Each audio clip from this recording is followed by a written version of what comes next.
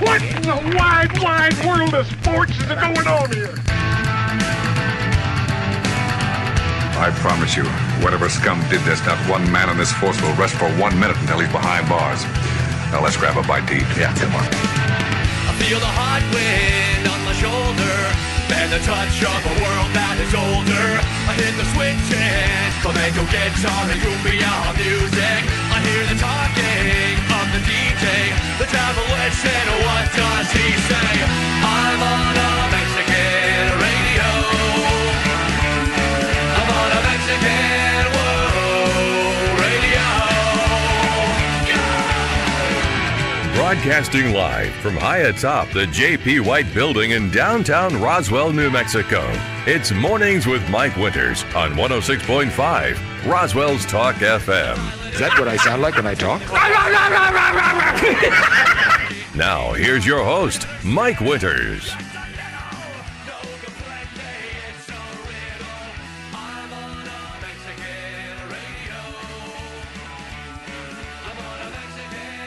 And good morning, one and all. Welcome to Mornings with Mike Winters. I am he.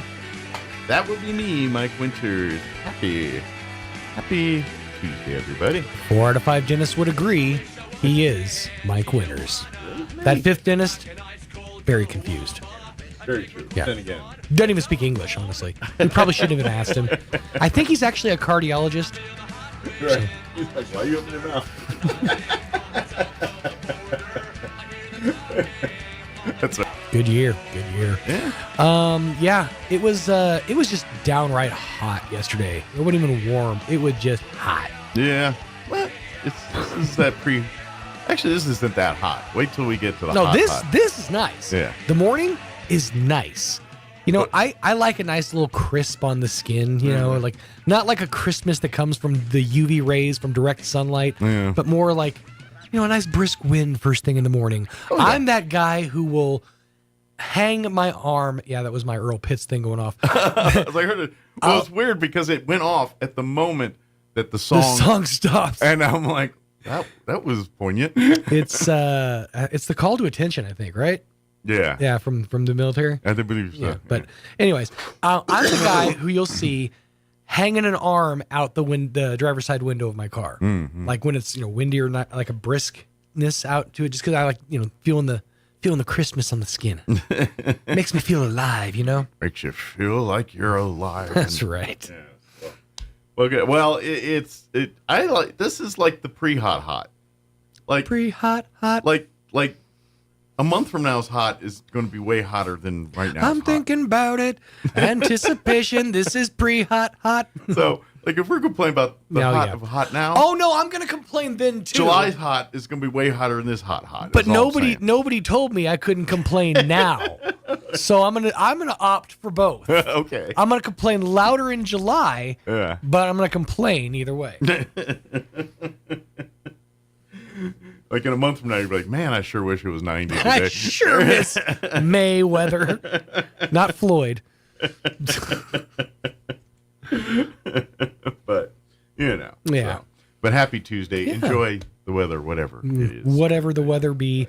You know, I think they need to change it to where Memorial Day is too late for them to open up the pools and stuff. I mean, just do it at the beginning of the month of May. If it's going to continue to trend upward like this, yeah, I could definitely go for a splash pad right about now. Yeah, at least on the weekends. Mm-hmm. You know? Well, okay, like they opened up that new park here in Roswell, and it was like right at the end of last summer. So for a good solid like week, the splash pad that's adjacent to that park was a splash pad. Now it's just like a moist looking spot in the corner of the playground, as it has been for the entirety of the wintertime Weeks season. away, it will be a splash pad again. I know. It's coming. But meanwhile, that park is hot. So, like at the splash pad, is there a designated area for adults can sit and be in the water without seeming creepy with the kids? No. Okay. No, there is not. That's why you need to have kids if you're going to go to the splash pad. All right. It's not a good I look. just didn't know if there was like a spot you could put lawn chairs and sit there. There is. Okay. So at the Burt Murphy splash pad, where some of the benches are where the parents can sit and watch kids, their own kids. On occasion, if the wind is blowing just so, you'll get a nice gust of mist. Of sprittle. Yeah, a nice little misting. Yeah. But that's only every now and again. If the wind hits the right way and all that. So, I don't know. I just think our water splash pad engineers just put an adult section, just a little section. You don't need all the fancy buckets and flowers and all that stuff. Just a place where you could like park some lawn chairs and have an occasionally squirty thing shoot right up right there. Yeah, no, there's no spot where that's not going to look weird. I just think that would be great where, it's kind of like I'm not going to lie, and don't tell me, guys, it's not your dream too. Many men, some women too, many men have a dream of just having a chair in the shower. You know what I'm saying? Yeah. Like okay, so I'm just saying, create that at the splash when pad. I was a married man, I actually had a chair in my shower. Yeah. Because, it was a place for when I was a single man in the military, I had one shave. too, but as a married man, I've not. But here's the thing. It was a wooden chair. Like, it wasn't like a shower chair. It was like a kitchen table chair. I had legit the lawn chair you buy at the grocery store. Yeah, that's what I had in my stand-up shower. I have a big enough shower where I feel like I could just go ahead and get a lawn chair. I do have a shower in my post up current in there. home that would be excellent for one of these lawn chairs. My guest shower, because I think it used to be a tub space prior to me owning it, and but whoever owned it before me converted it to a stand-up shower. But it's literally like the size of a tub stand-up shower. Yeah, that's how my shower is probably the nicest thing about my house. Yeah. It is huge. I have a massive shower. Gotcha. Like, I'm to the point where I feel like I could put in like a small screen TV in the corner. Yeah. Lawn chair in the, spot a cooler outside for my beverages, post up. I think I just figured out how I'm going to get through the summer. Telling you. Are you even there? Your water bills are $787 in a month. What are you even doing? Showering. Hey, supporting the economy, all right? Mind your business. But I'm just saying, if we do design another splash pad, be a parent's sitting section to get wet. Just throwing it out there. Misting or something, Like I said, don't need the flowers, don't need the buckets, don't need all the highfalutin fancy mechanics of water Just movement. one solid jet of water. Yeah, just a little something. It serves so many purposes. Let me give you the rundown for today's show. We got a full slate for you. Here in just a few minutes, we're going to be joined by, and I hope I don't botch this. I try to say it right, but my tongue just doesn't work the way other. Mike, you've been here for more than 2 decades. That's not an excuse anymore. It just learn it or get out. I try. Así se baila. I was going to do that. You didn't give me a chance to do Okay, that. sorry. I don't got the paper in front of me, though. I see Say Baila, the folklorical group. They're going to join us. They have their big annual recital coming up here in a couple, May 17th. I was going to say a couple weeks. I think that's like a week away now. No, that's like Friday. It's really weird that when you look at dates like that, you're like, oh yeah, I got plenty of no, that's Friday. Yeah, I was thinking, oh yeah. Then I was like, oh yeah, wait a minute, that's coming up this weekend. Yeah, here. my son has a. But yeah, so they got their annual recital, and it's going to be this Friday and Saturday over at the National Guard Armory here. So we'll talk about that. We'll talk about the dance group, and learn a little. We got actually the instructors, some of the dancers. We got a bevy of people in for that. We're going to need more chairs. Yeah, we're going to need a bigger chair. Going to need bigger chairs. Bigger studio. But so we'll have that here in just a few. In the 8 o'clock hour, about 8:15, Dr. Sean Powell with Eastern New Mexico University Roswell scheduled to join us. Give us an update what's happening there. Of course, they're getting ready for graduation and all that good stuff. So we'll talk about that. And then in the 9 o'clock hour, about 9:15, Larry Marker, a state Senate candidate, Republican, running for a District 27 seat there for the state Senate, will join us. And we'll get a chance to meet him, to talk with him. Of course, they had their forums last night at the two of them. Yep. They had the Cliff Pirtle deal. They had the Republican Party's forum as well last night too. So I believe he was at the Cliff Pirtle event. So, but we'll get highlights from that whole deal. There you go. So, but Larry Mark will join us here about 9:15. Plus, we'll have all of your features, include the newses of the local and national variety, Wall Street business updates, and whatever else we can come up with for today's show. But first, a look at that weather. We got the 93 part right. That's happening today. So here's the rest of it. I'm meteorologist Steve Hamilton with your Pecos Valley weather. Pretty hot over the next couple of days. We're in the low to mid 90s today. We have high pressure overhead, so we should get plenty of sunshine, maybe a little bit breezy. Overnight, a few clouds drifting through, and we're in the upper 50s. Low 90s again on Wednesday, and we get plenty of sunshine. Do have a cold front moving in on Thursday. Might bring us a few showers, partly cloudy and cooler, low 80s. That's your latest forecast. I'm meteorologist Steve Hamilton. Thank you, Steve. And currently, 57 degrees here in Roswell. Humidity is at 34%. Winds are calm at the moment. Sunny today and a high of 93 expected. Winds will be out of the northwest, 5 to 15 miles per hour. Partly cloudy tonight. Looking at an overnight low of 59 degrees with southwest winds 5 to 15 miles per hour. For you Wednesday, sunny and once again a high of 93. Winds will be out of the northwest, 5 to 15 miles per hour. Tomorrow night, partly cloudy with an overnight low of 61 degrees. South winds 10 to 15 miles per hour. Good chance at some rain on Thursday, a 40% chance for afternoon showers and thunderstorms. Partly cloudy and a high of 83 on Thursday. So a little cooler. 80s hot, not 90s hot. Winds will be out of the north, 10 to 15 miles per hour. Friday, we're looking at sunny skies, 86 for a high.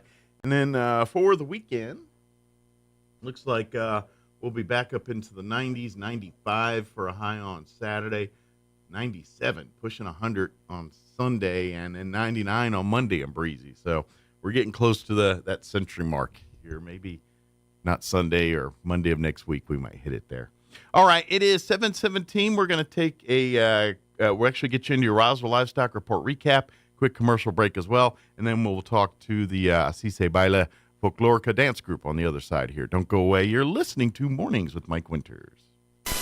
Good morning, this is Smiley Wooten at the Roswell Livestock Auction. 1,114 head of cattle sold on Monday on a steady to higher market with excellent buyer attendance compared to last week. Stocker calves sold 5 to 10 higher, feeder cattle steady to 5 higher, packer cows and bulls sold steady. 3 to 400 pound steers 375 405, 3 to 400 pound heifers 335 340, 4 to 500 pound steers 346 375, 4 to 500 pound heifers 284 335, 5 to 600 pound steers 273 346, 5 to 600 pound heifers 275 50 284, 6 700 pound steers 240 273, 6 700 pound heifers 227 275 50, 7 800 pound steers 235 240, 7 800 pound heifers 210 227, packer cows 125 134, canner and cutter cows 110 120, packer bulls 145 160, feeder bulls 120 125. The cow-calf pairs and bred cows not well tested this week. Now remember, this is the top of the market, and prices range down from this according to quality, quantity, condition, and field. Don't forget to pray for some rain. We do appreciate the business. This is Smiley Wooten, Roswell Livestock Auction. Our values are under attack in Santa Fe. We can and must protect those values, and that is why I stepped forward when Roswell needed leadership in the State House. The governor and her liberal friends attacked the Second Amendment, our education system, and the oil and gas industry, and have failed to protect us or our border. It is time we show Santa Fe that Southeast New Mexicans will not take it anymore. This is Jared Hembry, and I am humbly asking for your vote on or before June 4th so I can continue to fight for the New Mexico we know. Paid for by Jared Hembry for state representative.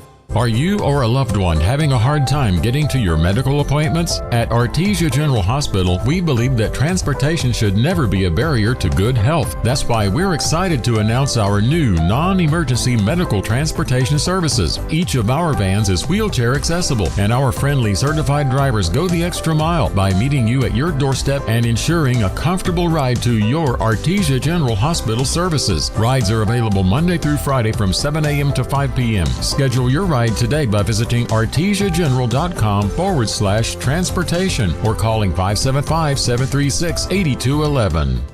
Hi, this is Jim Gill from Roswell Seed Company. here to announce that our geraniums are ready. So now the great debate begins. Are they pink or are they raspberry sorbet? Are they orange or are they Caribbean coral? Well, whatever you call them, they're the prettiest geraniums anywhere. We raise them in our own greenhouse, then send them home with you to brighten up the world. So come get yours now while the selection is best. Don't worry about the silly names. I heard that. Yes, dear. Coming, dear. Right away, dear. Of course, you're right. This is the moment you've been waiting for. You've convinced yourself it's warm enough to swim in your pool for the first time this season, even if the temperature still carries a hint of fading cold. Who cares? You've paid your winter dues. With hours inside and too much pie, it's time to open your pool. Barbecues, suntans, and games of Marco Polo. Here you come. The only question is, how ready is your pool? It has been waiting patiently for this day too, ready to make your neighbors drool. If you rely on BioGuard products, get ready to slap on some sunscreen and fire up the grill. Not only does BioGuard provide simple solutions, they also have expert dealers who can help you be the best pool owner you can be. Because when your eyes sparkle at the side of your pool, they should always return the favor. Visit your BioGuard dealer at Mays Lumber, 115 South Virginia in Roswell, and start the season off right. We cut to order, special order, products sold and new. You can count on Mays Lumber Company. Senator Greg Nybert is known as a conservative Republican who is effectively fighting for us in Santa Fe. In the last session, Greg Nybert helped stop harmful legislation that would penalize New Mexico businesses with outrageously expensive financial burdens. He knows small businesses do not need more regulation. Greg Nybert helped defeat progressive attempts to make it illegal for New Mexicans to own certain types of firearms and firearm accessories. He knows it's important to protect our rights. During his legislative career, Greg has been responsible for stopping numerous anti-oil and gas bills. He knows it is important to protect our jobs. Senator Greg Nybert is the only candidate for District 27 who has a proven record of protecting us from big government intrusion. Greg Nybert stands for the rights of the people and pledges to continue his work. Please vote for Greg Nybert for Senate District 27. Paid for by Greg Nybert for State Senate. Here's a Mornings with Mike Winters fun fact. There are 293 ways to make change for $1. Try all 293 on the guy who keeps borrowing money from you. Here's Mike Winters. And good morning. It is 23 minutes after 7 o'clock. And joining us this morning, we actually have members. I wouldn't say the whole, because they got a lot more of them, I think. But some of the Asise Baila. Am I even close? Yes. Oh, yes, you are. Sweet. Folklorico. I try, but I always feel like I'm butchering it there. But some of our Folklorico dancers here. We have actually 3 of our dancers, Jose Luis Zavalla. We also have Emma Torres and Andrea Boggs. And also we have 2 of our instructors as well, Mayala Sosa and Maribel Stone. Good morning. I'm actually a dancer. Oh, you're a dancer too. I thought you were. No, she don't want to take You're a little taller than the other. I put it in the works. I need to be titled You're a little dancer. taller than the other dancers, so I thought maybe sorry. Y'all got some catching up to do.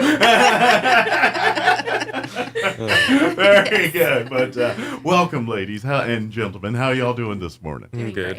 Great. So I was reading that on your Facebook page that the Folklorico group was formed back in 2018, but that's about all I know about the group. So before we talk about the recital, give us a little bit how it got started and talk a little bit about it. Yeah. Okay. Well, I am the director, and I've basically started it here. Okay. So I started. It's your dancing. baby. It's my baby. Your creation. Very good. So I actually started dancing since I was 9 years old. Okay. And I danced throughout all my elementary, middle school, high school. Okay. Moved away, joined another group in California, actually 2 groups in California, learned a whole different world of Folklorico. Okay. So when I came back with family to move back over here, that was my goal, was to actually spread the love and teach the different. So and this is where I'm naive here. I grew up on the East Coast of Maryland, and so I don't have a lot. I wasn't raised out here. So is the style of Folklorico different from region to region? Like if you go to say one part of Mexico, Oh, yes. The folklorico they're doing is way different than another part of Mexico. And then there's 2 different types. So it depends what state you're in Mexico. Okay. It depends on what part of the state. You could be up north, central, or south. Okay. And so it's different, and there's also different styles. So there's a traditional style, which what we dance here. Okay. Or a stylist style, which is more theatrical, where you're almost like in an academy when you're dancing for folklorico. Gotcha. So we are more of the traditional dances. We do a lot of the I talk to a lot of the instructors in Mexico, learn from them. They do a lot of the investigations on what they wear, how they wear it, why they do a certain step. Sure. And that's what we because most of us see, from the outside looking in, you see and for folks, if you're not familiar with the folklorico dancers, when you see the beautiful colors, pageantry, I mean, the costuming is almost as flamboyant as the moving of the dance itself. Right. And so, but there is... most of us see that and think, oh, look at the pretty colors, look at the flowing dresses. They just move their dresses, stomp their feet, and turn a little bit. There's movement, there is history, there is tradition, there's culture in every dress, every costume, and every dance move that's being done here. Right. Is it so? Is it kind of like native culture in these dances are to bring about something or to bring luck or to bring, you know what I mean? Or are the dances steeped in that kind of history or just more, this is our region, this is our town dance, this is how we in our town, I mean, is it more like in native culture where they're trying to do dances to bring about something, if that makes sense? I think, I think it's more of the culture. Gotcha. So we're trying to still keep the culture. Okay. So a lot of these dances were performed or created, should I say, 50 plus years ago. Okay. So we're trying to keep that as a traditional style as how did they dance before? Let's keep the culture going and let's keep learning about the culture. And making it, so the next generation, so when these kids want to get into dancing, they're doing the same ones that they're doing right now and that their parents did. That's very cool. So let me ask you guys, how did you get involved in dancing? Was it something that your family kind of introduced, or did you always see this stuff, like go to places and see them dance and think, wow, look at the pretty outfits, I want to do that. What got you guys into it? Who wants to go first? Oh, I see you're first. Go ahead. I started dancing in Deming. Okay. And I did it because I wanted to learn about my heritage. Okay. So it was family for you. You're thinking my family. Now, do you have family members that dance too? I have my sister. Sister's a dancer? Okay. But you got one example. Okay. How about you? What made you get involved in folklorico dancing? I joined because my friend was doing it. Peer pressure. That's good sometimes. Well, since you've joined, what's been your favorite part of it? Dancing at recitals so everybody can see what we've been learning throughout the years. Cool. So kind of showing off your dance moves. Love it. What about for you, Jose? What got you into folklorico? Originally, I didn't even want to do it. I remember my mom. I can imagine you probably had other interests, right? It's hard. It's hard to get boys to join. Yes. Mm-hmm. Well, and let's face it. When we think of folklorico, we're not thinking of the guys' outfits. We're thinking of the big flowing dresses. Right. Yes. Not the guys in the suit so much. Your kind of background, compared to the. I mean, it's just your second banana to the dresses. It's just just by default happens that way. But so what ultimately brought you here? Well, my mom had put my little brother in it, and he ended up doing it for a year. So I would go to all of his performances, and watch him dance, and it kind of Rubbed got off? me more interested in it. Yeah, your brother made it look cool, didn't he? Yeah, just a bit. Well, don't let his brother hear that.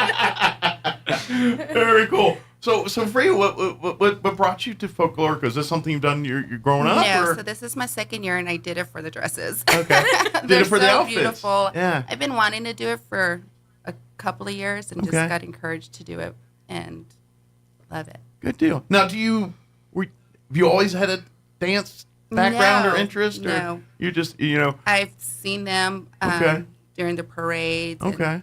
performances. So it's and- really just I just seen enough of it, and I was like, man, I'd really like to try that. I'd really, I think I would do that. That was something. Okay. So how long have you been doing it now? So this is my second year. Second year. Okay. Yes. So very good. Now, before we get too deep in this, I do want to put this on people's radar. You guys are having your annual recital this weekend. It's going to be May 17th, Friday, May 17th, starting at 6 p.m.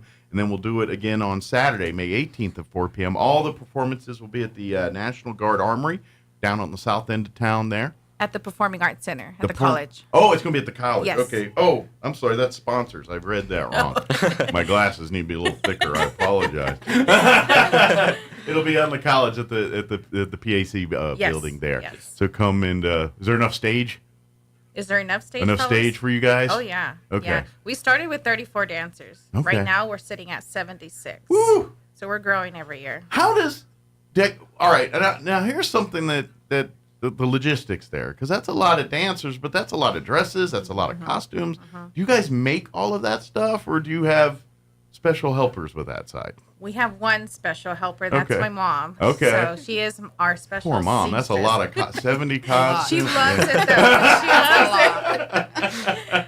But most of it we do get it ordered from Mexico. Okay. So when I speak to those instructors, I actually seek out for the costumes as well too. Okay.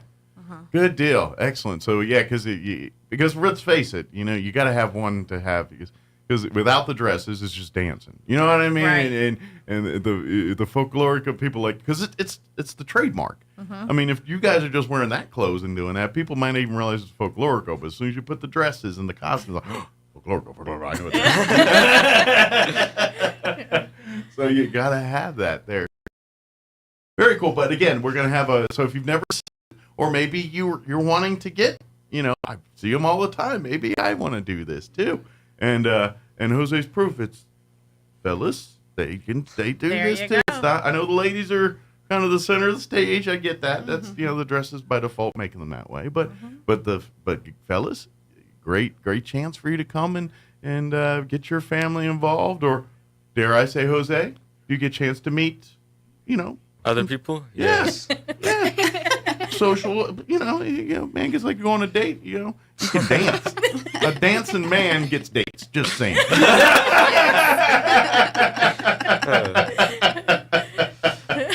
Am I wrong, Jose? You're not wrong.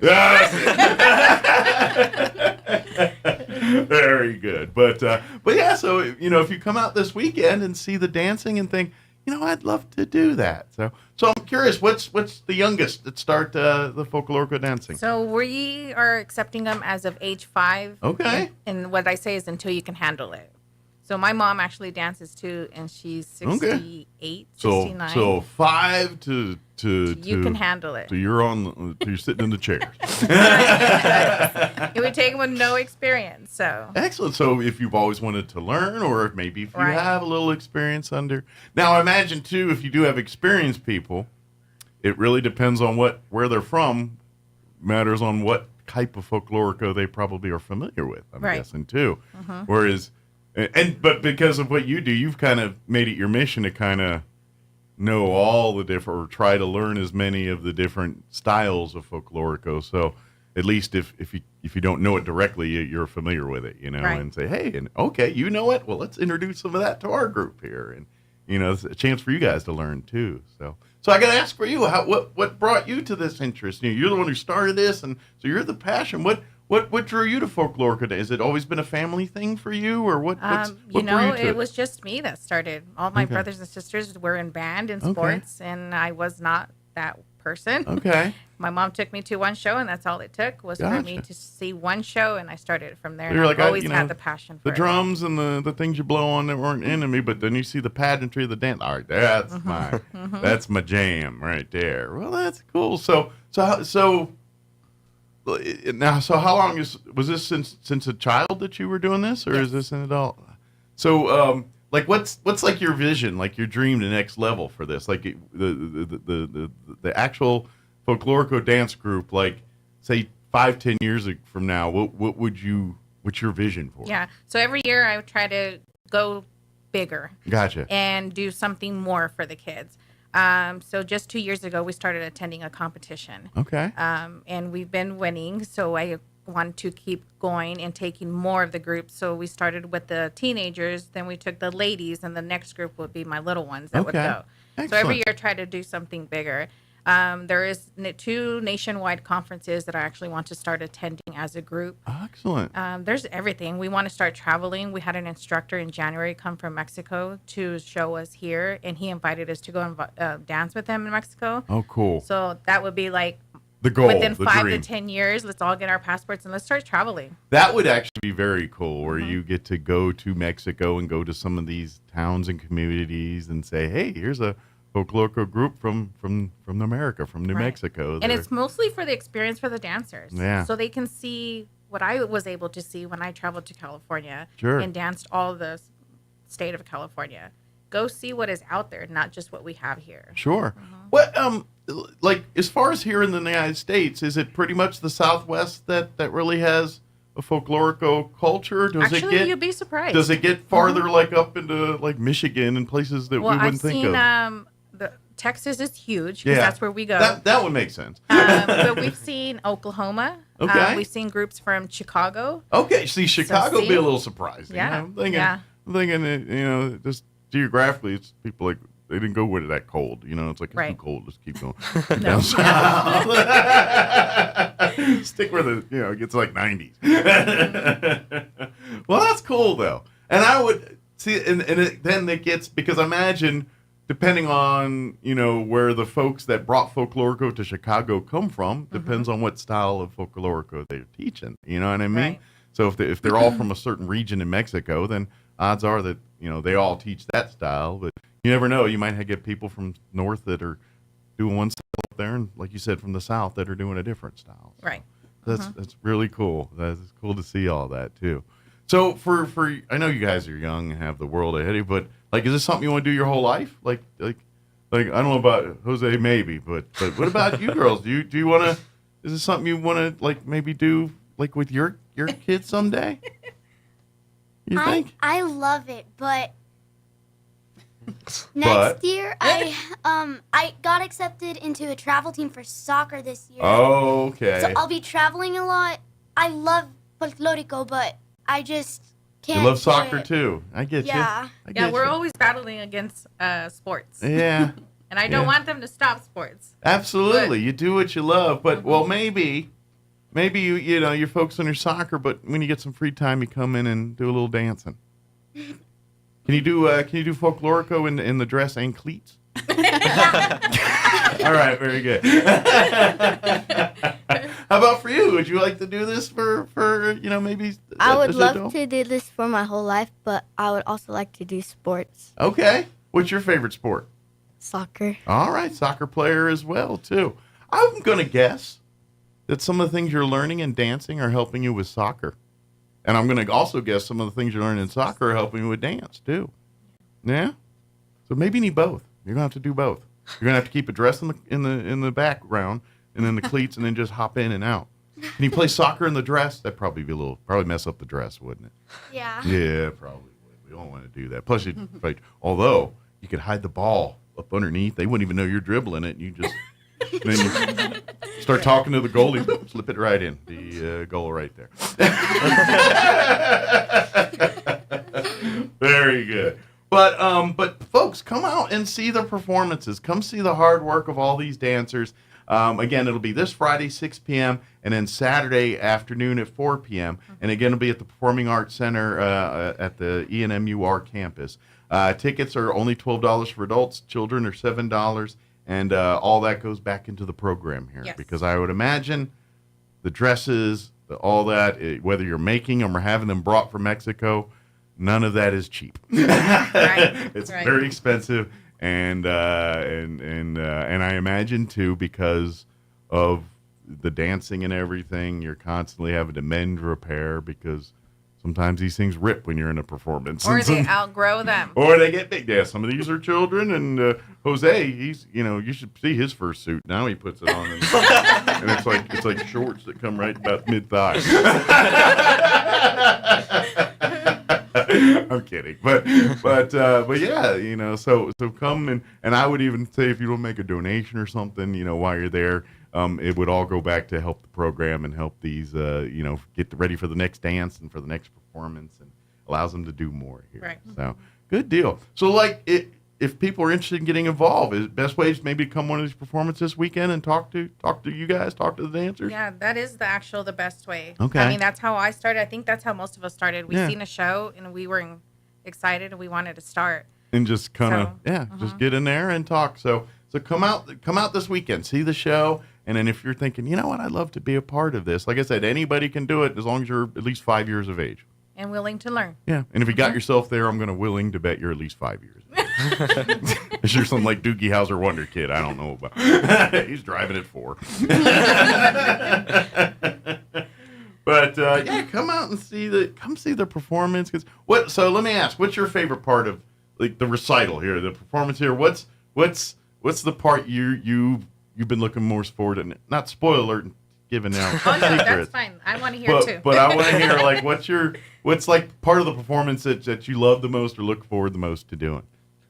I think it's just seeing all the people, like getting to see everybody. Okay. Because when you go backstage, like it's crazy because everybody's trying to get ready. They're trying to get each costume on, dance after dance. But also once you go onto that stage, when you see that whole crowd, at first you can get nervous, but once you get into the flow of the dance, it's kind of natural. And I love the part for me is that I love being able to see everybody in the crowd, everybody watching us dance, because that's what it's for. Seeing the faces, feeding off the energy from that dance, and the people feeding off the crowd's energy that they're putting out to you while you're dead. Yeah, Yes. I get it. Yeah, that's, you know, it's put it this way. It's there are so many people that chase that dream and everything, and it's like a drug sometimes for some folks. So I get what you're talking about. Something about to be able to do something and a crowd looks at you and are awe of it. Yeah, so I get that. That's pretty cool. So excellent. How about for you? What's your favorite part for that you're looking forward to for the recital? Getting to see my friends and family after recital, and also getting to dance for them. Cool. So dancing and then them showing you some love afterwards. Do they take you out to dinner or some special place after a dance? Sometimes. Sometimes. I get you. What's your favorite place? What's your favorite food? If you do good this weekend and the family wants to take you somewhere, where were you hoping they'd take you? Red Lobster. Oh. She got lobster tastes. I agree with you. Yeah, you know, I thought she was like, going to say McDonald's. I was like, I ain't got time for no McDonald's. I want lobster. Bree, what are you looking most forward to in the performance? The hard work. Yeah. You know, the beginning of the, dance, we practice. Sure. Maela very patiently with us. Sure. And just seeing the hard work that everybody does. Right. Just us, my group, the ladies, Seeing it pay off, kind of paid thing. off, yes. And then just getting out there and just doing our best and, And someone like you would appreciate it more because you're at the beginning taking the lumps. You know what I mean? The everything that's not, and so you're seeing it from the beginning. Correct. And so when you see it on Friday or Saturday, it's the final polished it's the version. Super Bowl. And so, but you appreciate it so much more Very because much. you're like, I saw it at the beginning. Yes. When we were bumping into each other and tripping over each other. Turning the wrong way. Yes, turning the wrong way, figuring out who goes where. And we where went from this the to dress this. flows. Yeah. So it's a big payoff and just the excitement Good and deal. that all our steps were together and it's just very exciting. Yeah, I used to like to show the A-Team when I was younger back and his thing at the end was like, I love it when a plan comes together. And that's kind of that and moment. That's exactly I love it what when it the is. plan comes together. It kind of is, thing. yes. So, very cool. Now for you, what are you looking most forward to on Saturday or for the performance this weekend? Getting to see my friends and family. Okay. And most of all, getting to dance. Sure. Because it's one of my favorite things to do. Other than soccer, of course. Yeah, we got it. Very cool. So now has families is like the family that's going to see you this weekend? I'm sure some of them have seen you dance, but have all of them seen you dance before? Maybe on the internet, but there's definitely a few that haven't seen you live. So this will be the first time they see you on a stage in front of you doing the dancing. Oh, very cool. So you're probably going to go, I know what you're going to do. You're going to try a little bit harder. You're going to be like, ooh, I got some new faces in the audience. I got to step up my game. Right? Yeah, I know. How much, are you surprised at how much teamwork's involved in dancing? Yes. Because, you're all individual dancers, but if y'all aren't doing the same thing, then it doesn't look right. So y'all have to work together. So I'm thinking, like, your soccer really helps with the dancing because, soccer, you got to work as a team to score goals. And it's the same thing here. So I imagine they probably work hand in hand together, your team, especially for you soccer players and all that kind of stuff, too. So very good. I got to ask, because this is one of those things that always bugged me when I was like, whenever I like go skiing or do something that I can do, but I'm not that good at kind of thing. But skiing's always the one where you go skiing and you got me up there with the poles and everything, and you see some young little boy or girl about the size of these two come whipping on by like they've been skiing for 100 years. And do you have those moments when you get one of these kids Absolutely. that are just dancing circles Yes. around you? It's like, dude, I'm older than you. I should be. Yes. I mean, do you get a little of that sometimes? Very much. My first year was very challenging just because I had no dance experience, but with the time and the patience, sure. This year's been, I think I could keep up with these Gotcha. youngsters. Like the first year, like, I'm I'm one of the main attractions yeah. now. Yeah, Very it cool. is. It's very, they Sure. encourage me to Sure. do it. There's days where Yeah. you're feeling like beating, and there's days where it inspires you and My motivates husband, you. I go home, I'm like, my feet hurt. I don't know what I was thinking, but But she's back the next week. I'm Good back deal. the next week. Well, but that's because the passion there, and that's true in anything you have a Yeah. passion for is. And it yeah, is you're gonna true. get beat up those days, but it's the next day when you still want to do it again. That's you find out you have a passion the love for it. that I've from the first year to this year. Oh my God, love it. Sure.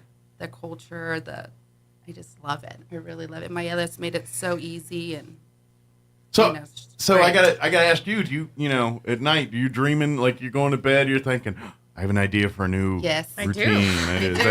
The 5 hours of sleep I get every night. She comes back into the studio and said, I changed something. We're like, no. I do all the time.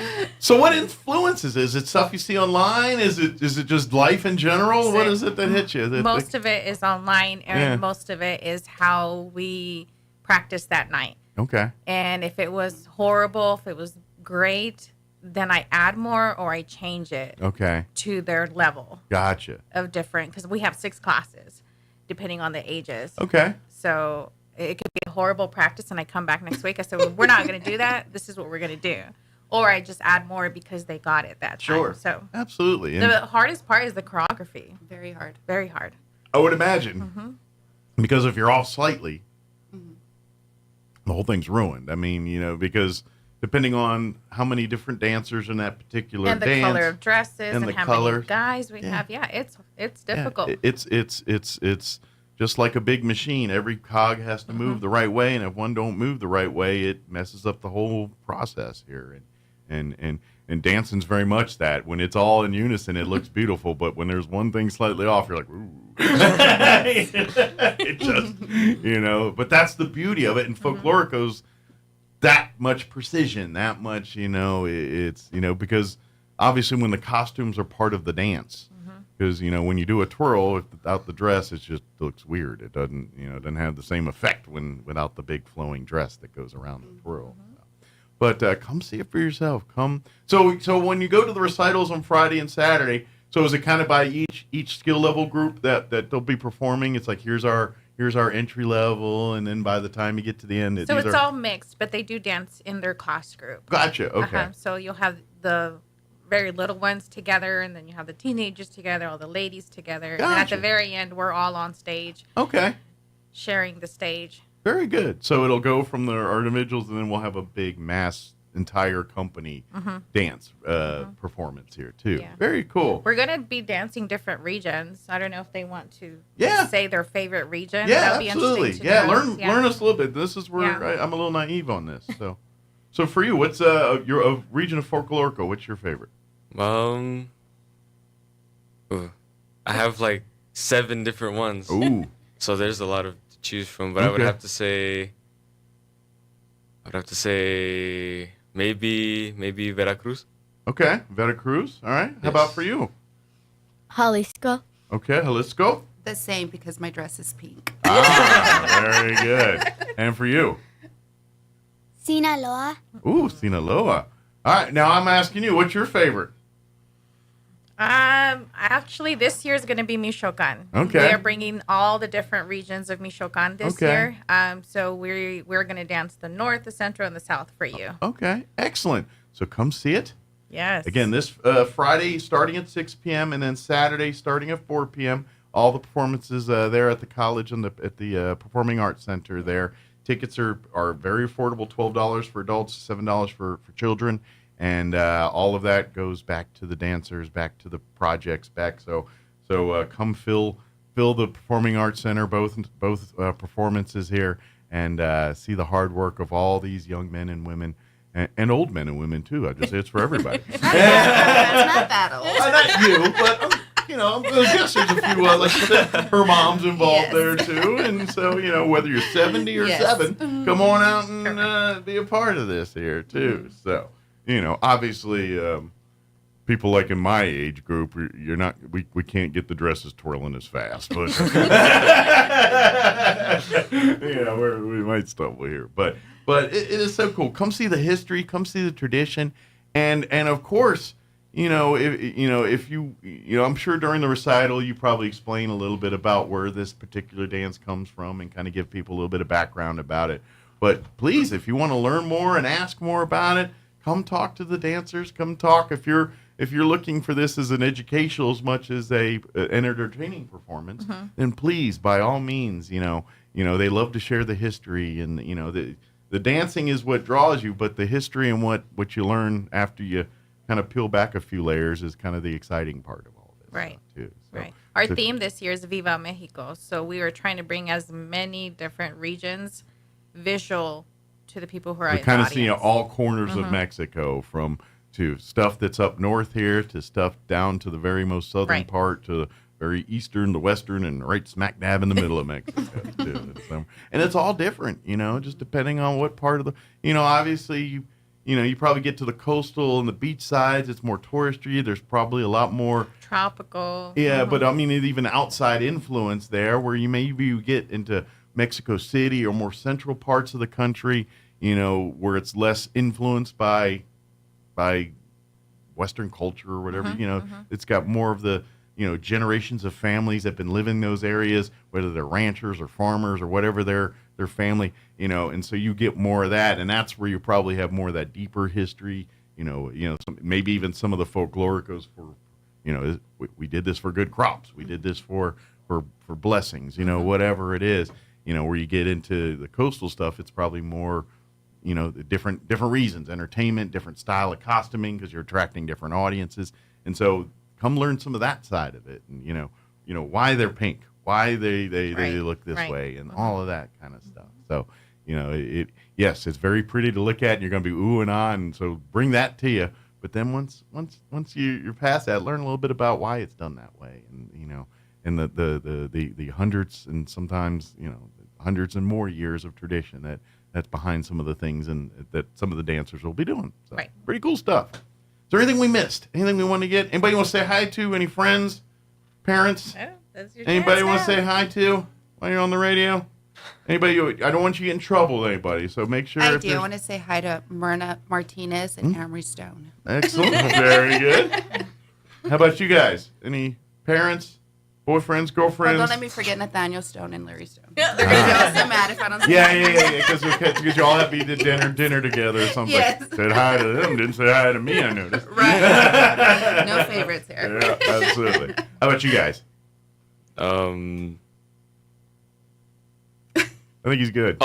My mom. Mom, good. You thought a little too long on that one. I'm going to get you on that, but that's all right. You got there in the end. That's what's important. How about for you? My mom. Very good. My mom, my dad, my grandma, my grandpa, and then all of the Jimenez family. There you go. Whoever she missed, she caught him with the blanket. The whole family at the end. Yeah, that was you, Uncle. I got you. You were in the end. I didn't miss anybody. Smart. You're gonna be like a mayor or something someday, aren't you? Yeah. Very good. Well, thank you, guys, Thank you for having us. And we look forward to seeing this weekend. And I don't know, is this proper? Because I know like actors break a leg is in dancing. Is that's not probably acceptable, right? They say it. Okay. Well, break a leg figuratively. I don't want to get hurt, but luck-wise, wish you luck. Yes. I forgot one vital person. Yes. Ooh. My Aunt Autumn. She got her own cover. Very good. She's bucking for a bigger Christmas gift. I know what's going on there. So, well, good deal. Well, thank you. Thank you for coming and appreciate it. Thank you. Thank you for sharing. Thank you for having us. Anytime. All right, 7:56. I better hurry up and get these commercials to play because they get mad when I don't play them. So, quick commercial break before news. Don't go away. You're listening to Mornings with Mike Winters. New Mexico Governor Lujan Grisham has pursued an agenda to seriously impair and remove your Second Amendment rights to use, own, or purchase firearms and firearm-related items in our state. Last legislative session, District 27 Republican Senator Greg Nibert worked effectively and successfully with the NRA and other pro-Second Amendment groups to defeat the governor's attempt to ban or register firearms and accessories. We must retain legislators like Senator Nibert, who has the proven knowledge, skills, and experience to stop the liberal progressives from imposing upon our constitutional rights. Senator Nibert is the only candidate running for Senate District 27 to be rated A and endorsed by the NRA. Please vote to retain Senator Greg Nibert for Senate District 27. Paid for by Greg Nibert for State Senate. At Richland Motors, it's never been easier to sell or trade your current car, truck, or SUV for a newer model to hit the road in. Even if you don't purchase from Richland, they want to buy your vehicle for top dollar. But if you do buy from Richland, don't forget, they're the home of the powertrain warranty for life. That's a whole lot of confidence for you. See Richland for details. 2nd and Sycamore and 1309 Southeast Main. It takes a long time to develop trust. At LaGrone Funeral Chapel, they've been earning your trust for decades. They understand how important it is to friends and family to celebrate a life in the way you choose. The professionals at LaGrone will ease your stress and anxieties. They'll provide the guidance you need to select a service that's appropriate. And that's what they've been doing for generations, earning your trust and doing the right thing. LaGrone Funeral Chapel and Crematory, 900 South Main in Roswell. Online at LaGroneFuneralChapels.com. At New Mexico Gas Company, our priority is your safety. That's why we add a rotten egg smell to natural gas to help alert you of the presence of natural gas. So if you ever notice a rotten egg smell, it might be a natural gas leak. We recommend that you leave the area immediately and from a safe distance, call New Mexico Gas Company at 1-888-NM-GAS-CO or 911. We're New Mexico Gas Company, and our priority is keeping you safe. That's why we're here. Learn more at nmgco.com. At Anderson Bethany Funeral Home and Crematorium, we honor and pay tribute to the achievements of your loved one by celebrating the life you shared together. Anderson Bethany Funeral Home and Crematorium is compassionate and cares about our local community and the families we serve here in southeastern New Mexico. Locally owned and operated, we will be here to help you decide how to celebrate the bond you've shared and pay tribute to the unique individual you've lost. Visit us at 2609 South Main in Roswell or call 622-5888. You may be wondering why an Eastern New Mexico rancher wants to be part of our state senate. The answer is simple. I want our conservative values heard in Santa Fe. My name is Pat Boone, and I'm running for New Mexico Senate District 27. This beautiful state is primarily rural land, and my family's been ranching here since 1884. I'll fight for your land rights, your parental rights, and your right to bear arms. I'd appreciate your Republican primary vote on June 4th. Paid for by the committee to elect Pat Boone, Mark McKay, Treasurer.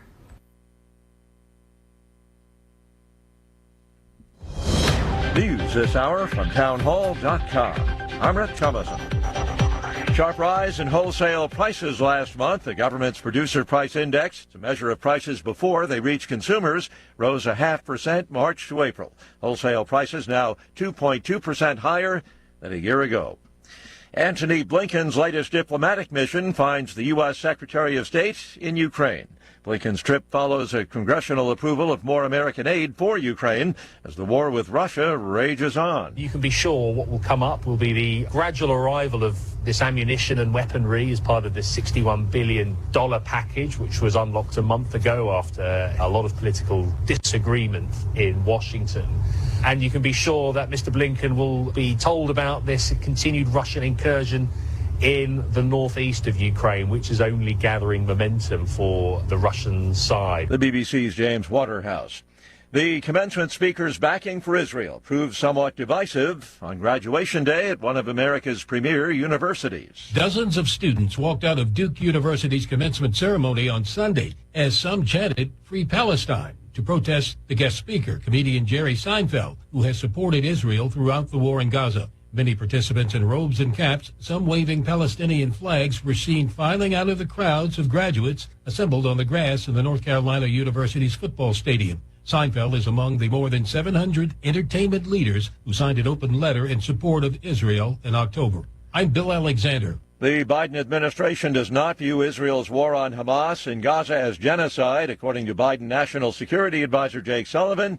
He says while the administration wants to see Hamas defeated, an Israeli offensive in Rafah would be a big mistake, according to Sullivan. Wall Street, the Dow is up 70 points, NASDAQ 12 points higher. More on these stories at townhall.com. Biden has started tracking Christians like cattle. Yes, you heard it right. He pressured banks to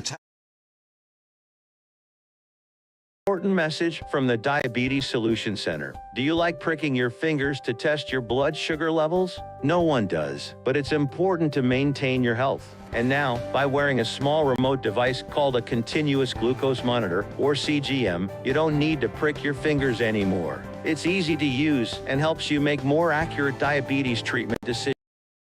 If you are testing your blood sugar 3 or more times daily, injecting insulin, or using an insulin pump, call the Diabetes Solution Center right now. And if you have Medicare or most major insurance coverage, you may be able to get a new CGM at little to no out-of-pocket cost. Shipping is free, and we'll even bill your insurance company for you. If you are testing your blood sugar 3 or more times daily, injecting insulin, or using an insulin pump, call the Diabetes Solution Center right now to learn how to end the painful finger sticks and get your own continuous glucose monitor, or CGM, at little to no out-of-pocket cost.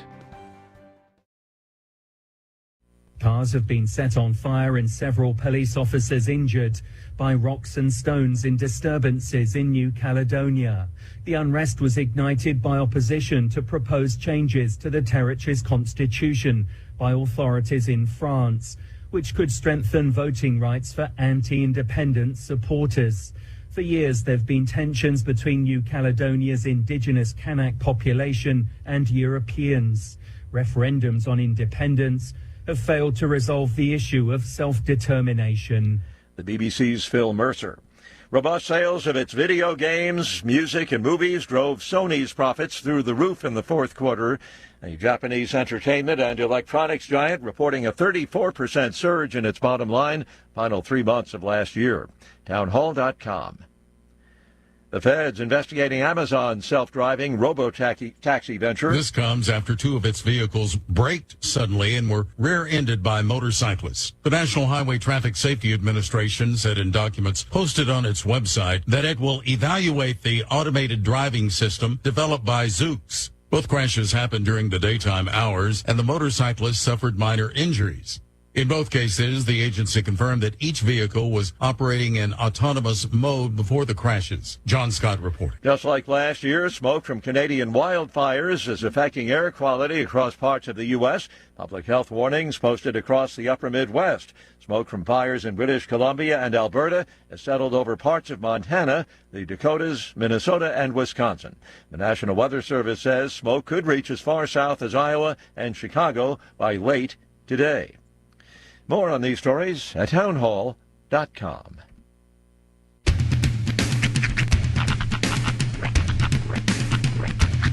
What in the wide, wide world of sports is going on here?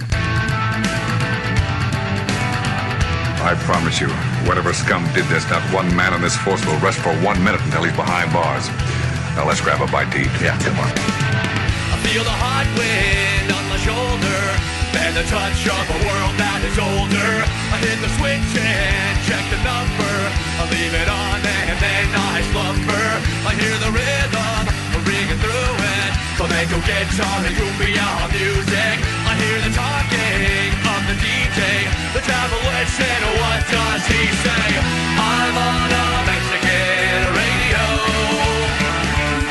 I'm on a Mexican radio. Broadcasting live from high atop the J.P. White Building in downtown Roswell, New Mexico. It's Mornings with Mike Winters on 106.5 Roswell's Talk FM. Is that what I sound like when I talk?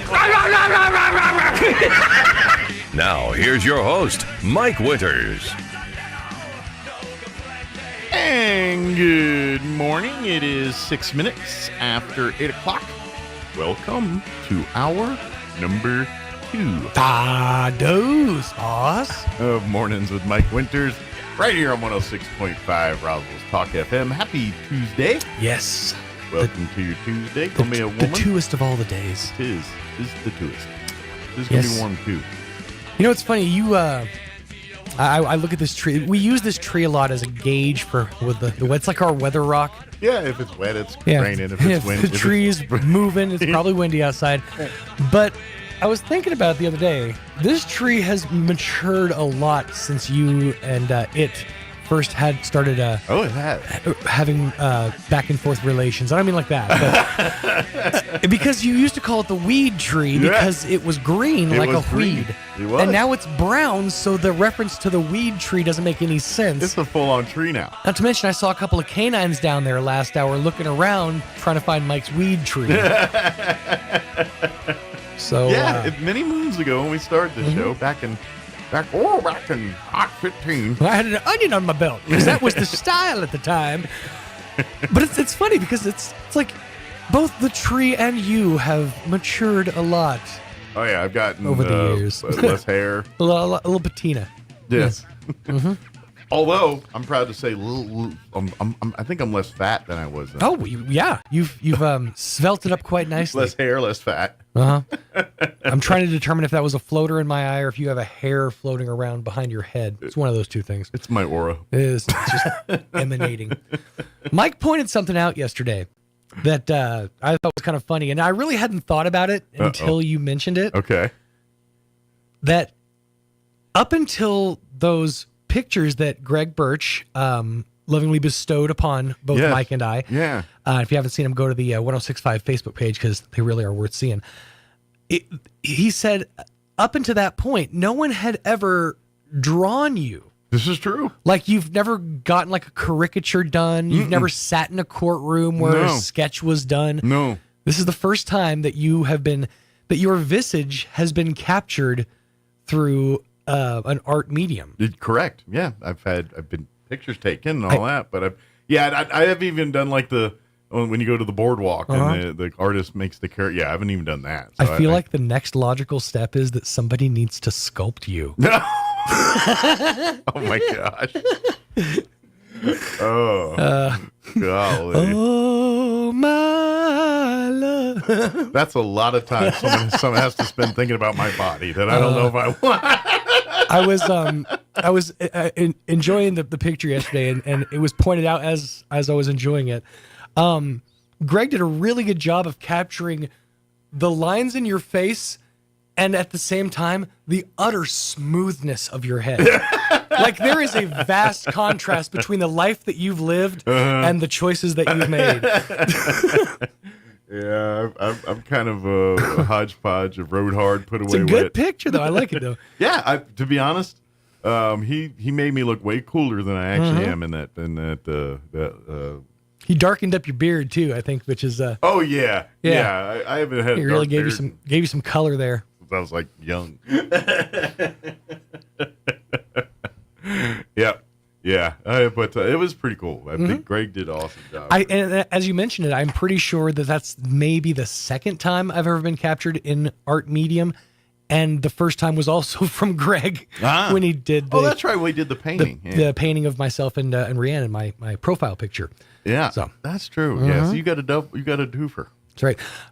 I'm curious, and I'd like to ask Greg next time he's in, if he's ever like attempted or thought about courtroom sketch work, because I feel like he could just nail it. Yeah, I'm thinking. I mean, it depends on how long it took him to draw those, because I think you have to be kind of fast as a courtroom sketcher, right? I would think, yeah. But what I would like to see is, I think if we could just get like an image of like a still image on like the news and have him draw it courtroom sketch style. Yeah.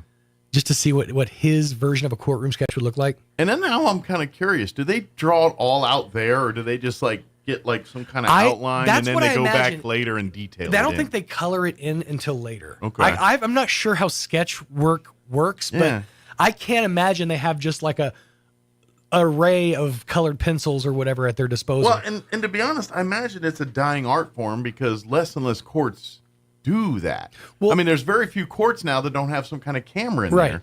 It's usually at a higher federal level or something like this, right? No cameras, and so you still have the courtroom artist. Right. But here's the other thing is universally, and maybe this is just the product of it having to be so quick work of just, whipping one out. It's a universal style. Like sketch artists in general have a general style. Like you don't see people go outside of the box in the world of courtroom sketch art. Sure. Like you never see somebody working on contours or lines. Yeah. Everything's very, Yeah, it's very like Zorro's sword. Yeah, there's definitely a certain look to every courtroom artist renderings. Even, I mean, yeah, there might be slight differences in just the way an artist draws, but they all use the same style, if that makes sense. Like, correct me if I'm wrong, but didn't the OJ trial have both? Like the cameras were involved, but there were still courtroom sketches that came out, right? I don't recall.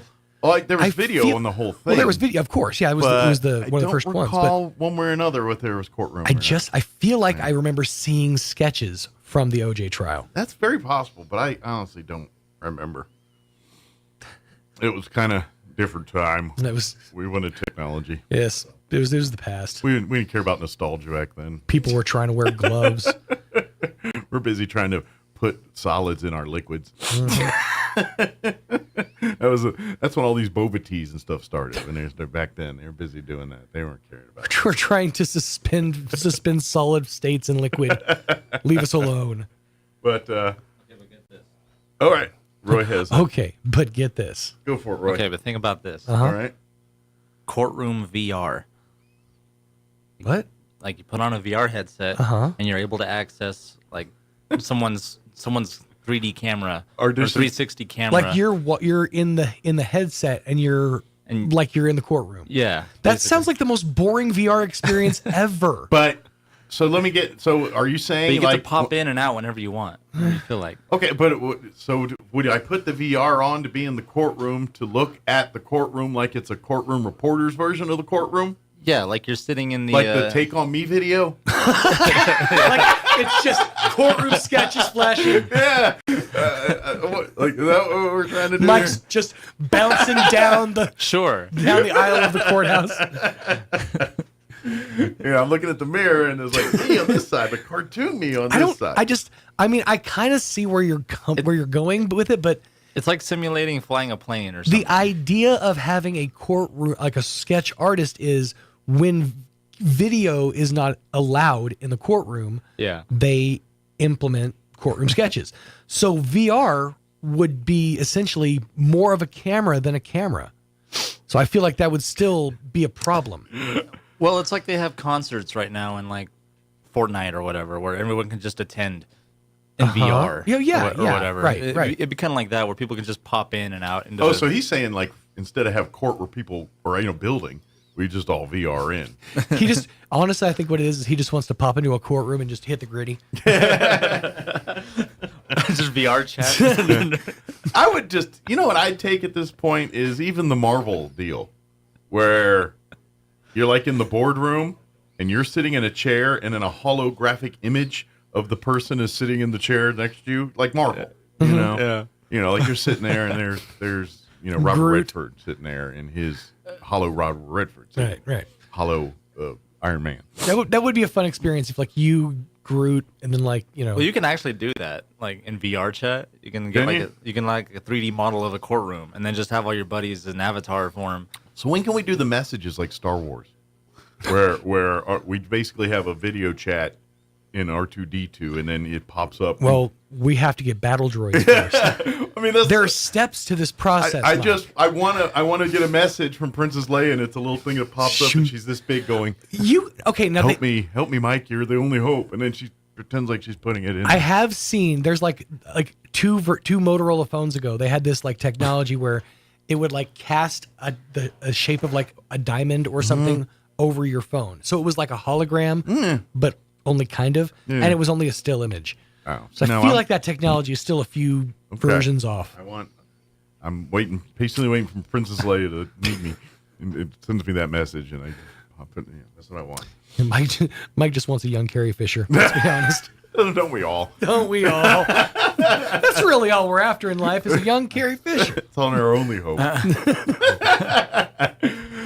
right, I got to play a lot of ads, so we better get started. Dr. Sean Powell will be joining us from Eastern New Mexico University, Roswell, here, getting us an update in just a bit. But before we do that, let's take a gander at your weather. I see hot, and I see rain, maybe. I see sunny days. All right, that would never end. We got all that in our weather. Here it is. I'm meteorologist Steve Hamilton with your Pecos Valley weather. Pretty hot over the next couple of days. We're in the low to mid 90s today. We have high pressure overhead, so we should get plenty of sunshine, maybe a little bit breezy. Overnight, a few clouds drifting through, and we're in the upper 50s. Low 90s again on Wednesday, and we get plenty of sunshine. Do have a cold front moving in on Thursday. Might bring us a few showers, partly cloudy and cooler, low 80s. That's your latest forecast. I'm meteorologist Steve Hamilton. Thank you, Steve. Currently 57 degrees here in Roswell. Humidity is at 34% with winds calm at the moment. Going to be a warm one today. Sunny, 93 our expected high. Winds will be out of the northwest, 5 to 15 miles per hour. Partly cloudy tonight. Overnight low of 59 degrees. Southwest winds 5 to 10 miles per hour. For you Wednesday, kind of looking a lot like today. Mostly sunny. Once again, a high of 93. Winds will be out of the northwest, 5 to 15 miles per hour. Then Thursday, they're saying there's a chance, a 40% chance for afternoon showers and thunderstorms. Partly cloudy, a little cooler as well. 83 are expected high on Thursday with north winds 5 to 10 miles per hour. Friday, sunny skies, highs floating in the mid-80s, around 86.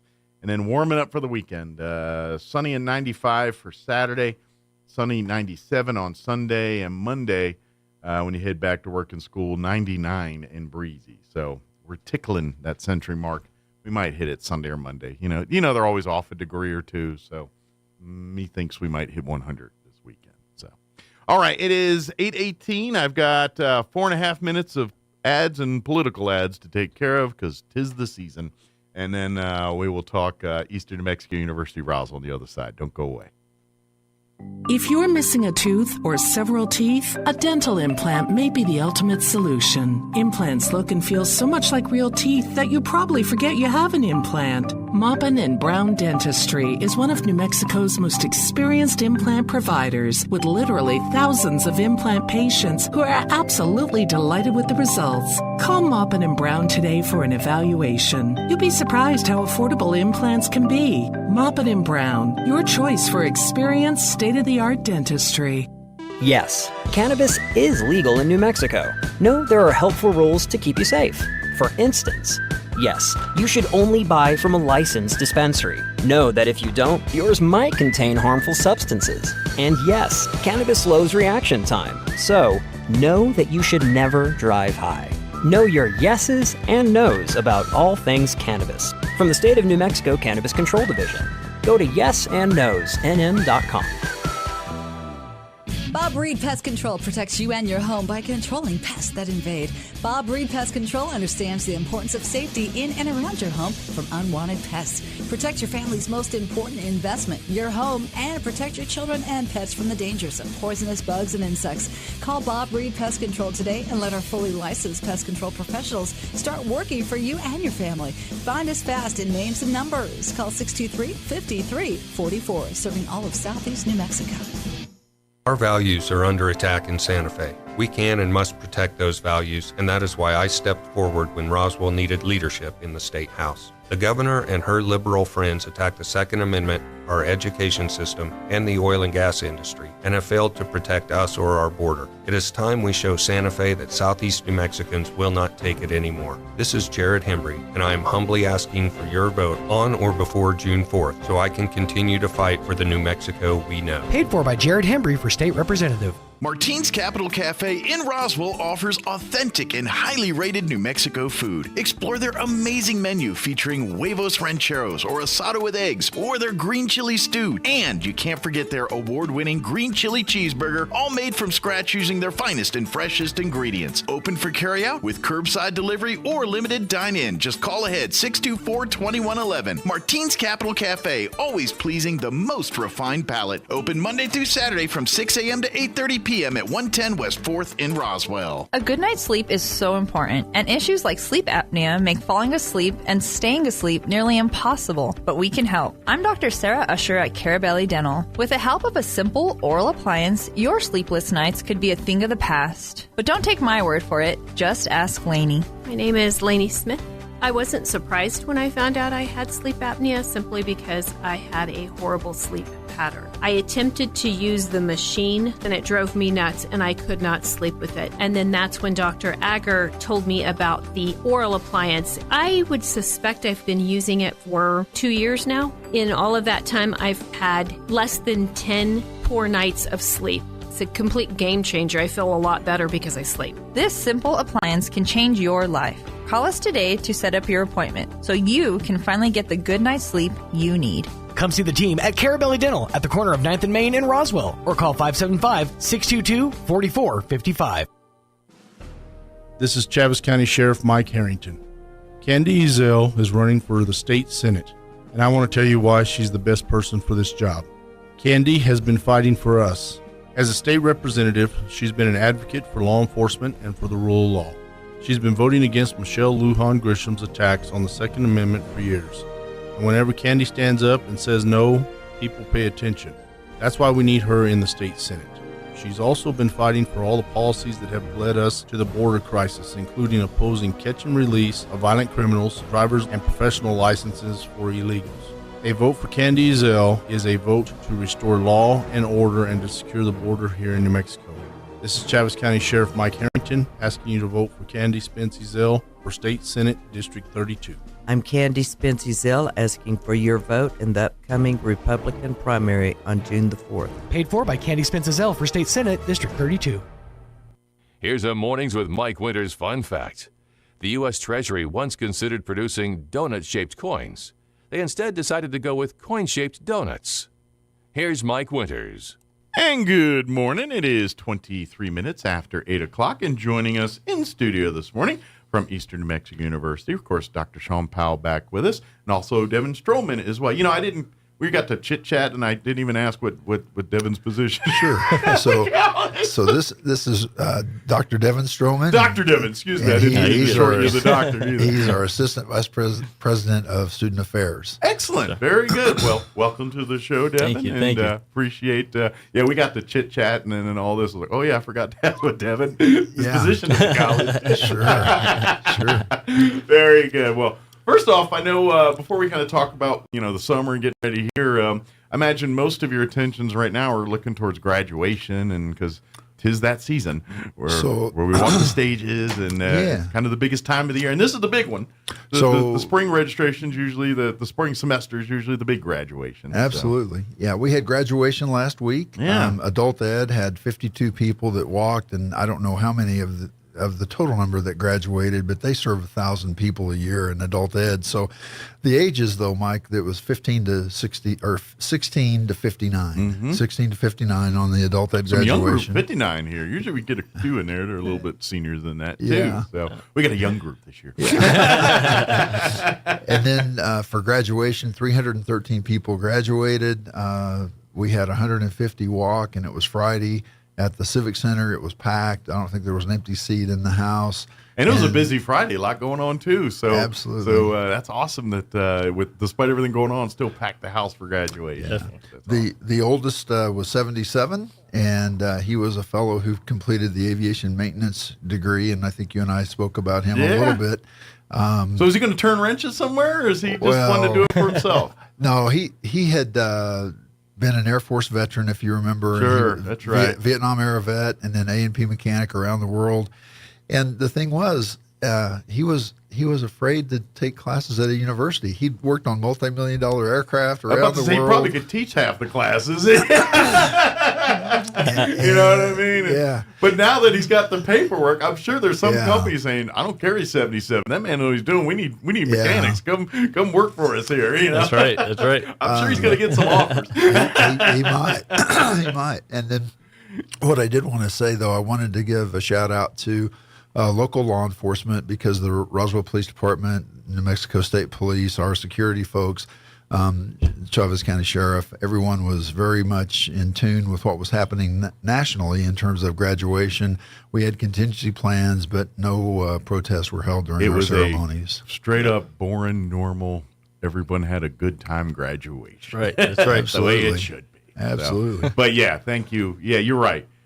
We have we got good people in this neck of the woods and things. So yeah, we don't ever think that's going to happen. But like you said, you got to prepare for the worst and hope for the best. That's how life is, especially nowadays and things. Absolutely. So big thank you to every person wearing the badge for just being there if you needed to be. And thank goodness you're not. You could just kick back and enjoy the ceremony like everybody else. And I did want to also thank our health science faculty. They worked really hard in occupational therapy assisting. They had a pinning with 9 new OTAs coming out. They are fully accredited now. They've been working hard to get their program meeting all the standards, and they've got that going. I'm sure all 9 that are getting pinned are probably got jobs already lined up and ready to roll. So their future is looking pretty bright. Right. So good for them. And then the EMS program for the first responders, they had pinning for 12 new paramedics. And I used the term, it was a great big deal. Took it from Elmore Leonard, I think, one of his characters maybe. But I think having that many new paramedics come in, and that speaks highly of our EMS program staff and the faculty that work for that program. And then the nursing pinning was Saturday. We have 22 new nurses, and it's my understanding that they all are going to stay local, which is a good thing. Great, yeah. And our hospitals and clinics are probably needing the infusion of some new trained staff in there. Yeah, too. and Absolutely. nursing faculty has been working very hard. All faculty worked really, really hard. We had those pinning ceremonies, like I said, for those 3 programs.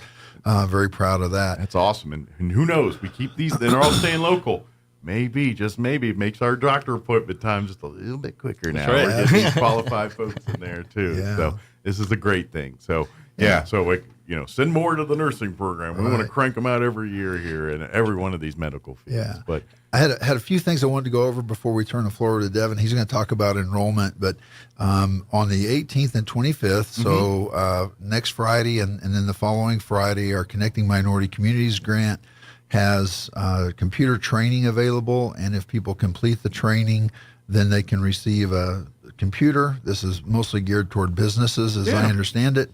And the number to call to reserve a spot is 575-624-7396. And the person to talk to is Helen Wakefield, and she's been on the show before in the past talking about this grant. Again, that's 575-624-7396 with the Connecting Minority Communities grant for those events at the Roswell Chamber of Commerce. I think it's going to be 10 to 3 those 2 Fridays. And so if you want to reserve a spot, please call her. And then also we have several camps coming up. People are always asking. there's a lot of summer camps that the college puts on. And now that we're having graduation, we're rolling right into all these throughout the whole summer. Right. You know, between Scrubs Camp and there's about 10 other camps. Yeah. There. I don't want to. I've got a list. But you head us off the right direction there. Scrubs Camp is June 6th. Kids College is the 7th through the 21st of June. We have YouTube Content Creator Camp, July 8 to 11. And something I have no idea about. I mean, I've heard them talk about it. Roblox Makers. I don't have any clue what that is, but I think it has something to do with. I think that's like a Lego Etch-a-Sketch type. Yeah. Etch-a-Sketch, a Rector set. That's kind right. of deal. That's right. Yeah. Etch-a-Sketch is something different. So that's happening July 15 to 18, and then also we'll have our art camps July 15 to 19, and people can reach out to the college to workforce training. Chris Bullard is the guy to contact. Definitely sign up, and I'm going to warn you now. The Scrubs Camp, sooner rather than later. That one fills up quicker than the other ones. It's a very popular camp. It exposes the kids that go through the camp, really all facets of the healthcare industry, and kind of through at the college. They go from everywhere to the when they're on an accident scene to the ER, to the hospital room afterwards, to the follow-on care. They kind of learn every aspect, and they get, plus there's a lot of perks. They get T-shirts and lunch, and they have a lot of fun, and they get to play with all the cool bells and whistles and the ambulance and all the things that, that comes with that, and see some of the cool simulators that they use to train, the mannequins that get sick and get pregnant and get all kinds of things that happen to them. Right. They get to experience all that kind of stuff. Right. So, but I'm warning you, that one fills up quick, so you might want to get on the stick and sign up for that one. Some of the ones are a little later in the summer. You got a little grace period, but Scrubs Camp is one that it signs up quick and is very popular. So sign up sooner rather than later on that. Just a tip. Right. And again, Chris Bullard at the College of Workforce Training is the office to call for that sign up and getting into any of those camps that'll be provided. There's information on the website as well. Trust me, you're going to want to, especially when you get some, like the one about the YouTube and stuff, that's kind of a trend now for folks that, making careers online and through that, learning some of the skill sets needed to do that kind of thing, if that's a goal for kids out there, or even, I hear things like, this cracks me up. My niece, she's a 16-year-old up in Albuquerque. She's a very bright girl, does very well. She has a friend that is a Fortnite gamer. He's about 15 or 16 years old. That little snot makes like six figures playing that. That's right. Fortnite. It got her in, but a lot of what he does is the streaming and the game, doing kind of what they're going to teach in that YouTube class about doing. And so from time to time she'll hang out with him, and just for a night of hanging out in there, she'll get like $200, and I'm like, dude, sign me up for this. What am I missing? But if you're looking for that kind of, that's the camp you're going to want to pay attention and maybe take some notes. Very good. Real quick before we get to enrollment here, any pool, anything, any delays, updates, anything there that we need to tell the public? So the swimming pool will be open at some point. They are working on it right now. I think they've had some delays in terms of getting some parts for the filtration system. We still live in that world where getting things can be tricky sometimes, right? Especially if you got to ship it in from someplace. So. But no, we appreciate our partner Summit Food Service for being willing to operate the pool. We're trying to get it in operational status as soon as we can. But I'm guessing if you'd like to reserve it and stuff, are they taking reservations for later in the summer, or are they still holding off on that kind of thing? I'm not sure. I haven't talked to anyone yet. Check with the pool, though, if you're interested in, because generally if the pool's in full operation, you can reserve it for a birthday party, quinceañera, or whatever special event. But it fills up fast, so call ahead on that one here, too. Good deal. So should we switch to Devin now? Right. All right. Talk a little enrollment in here. Of course, I know we're just graduating spring, but summer enrollment and fall are ongoing now. Obviously, summer's happening a little bit quicker than the fall one here. So if you want to take summer classes, you definitely need to be getting in and enrolling, or especially if you're not registered with the college. That's the first step is to get enrolled, and that actually is not that time consuming. You come down and spend the afternoon, fill out some applications, and about the time there you're done and you're enrolled and ready to pick classes and talk scholarships and all. No, that's a good point. thank you, Mr. Winter, for having me on. A huge fan of yours. Yeah. You're the one. That's right. Yes, I know Dr. Powell has talked about this often. Right now, summer and fall is completely open. Definitely want to tell our listeners, if you are interested in any of our programs, we have 70 plus programs offered, amazing opportunities. And I'm glad you brought up the enrollment process. Yeah. The past several years, we've been kind of doing our best to identify areas in the enrollment process that are a little bit more difficult to. Sure. Things that are kind of bogging down the process a little bit. Sir. Yeah. Special shout out to all of the the directors in student services, Chris Meeks, Angie Bursain, Destiny Saliandia. They've been working hard together to create this seamless enrollment process, Sure. To the point where a student can apply and get enrolled almost in the same day. It's kind of like a one-stop shop kind of deal. Yeah. Exactly. A lot went into it, but again, it's more access to the students, and also it's also a learning opportunity as well. And obviously the other part is too that especially if maybe you are one of our people that hasn't walked into a classroom in a while, and it's been 10, 20, maybe 30 years since you've been in a classroom. And the process change. If you do feel overwhelmed, don't hesitate. The staff there, that's what they do.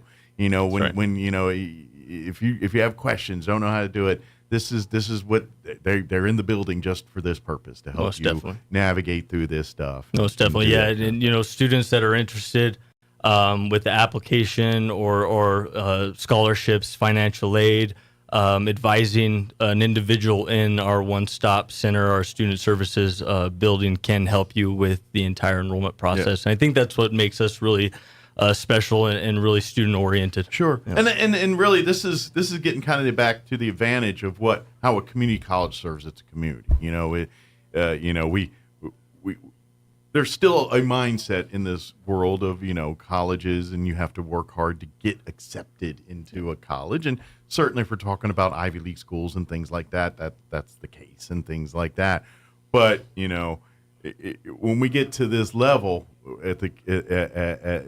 whereas, yes, sure, we want you to work hard, but we want to create opportunity for everyone, no matter where you come from, what level you are. Most definitely. We want to have that opportunity or access for you. So community college and colleges at this level aren't trying to be the exclusivity thing and making it, there's something for that.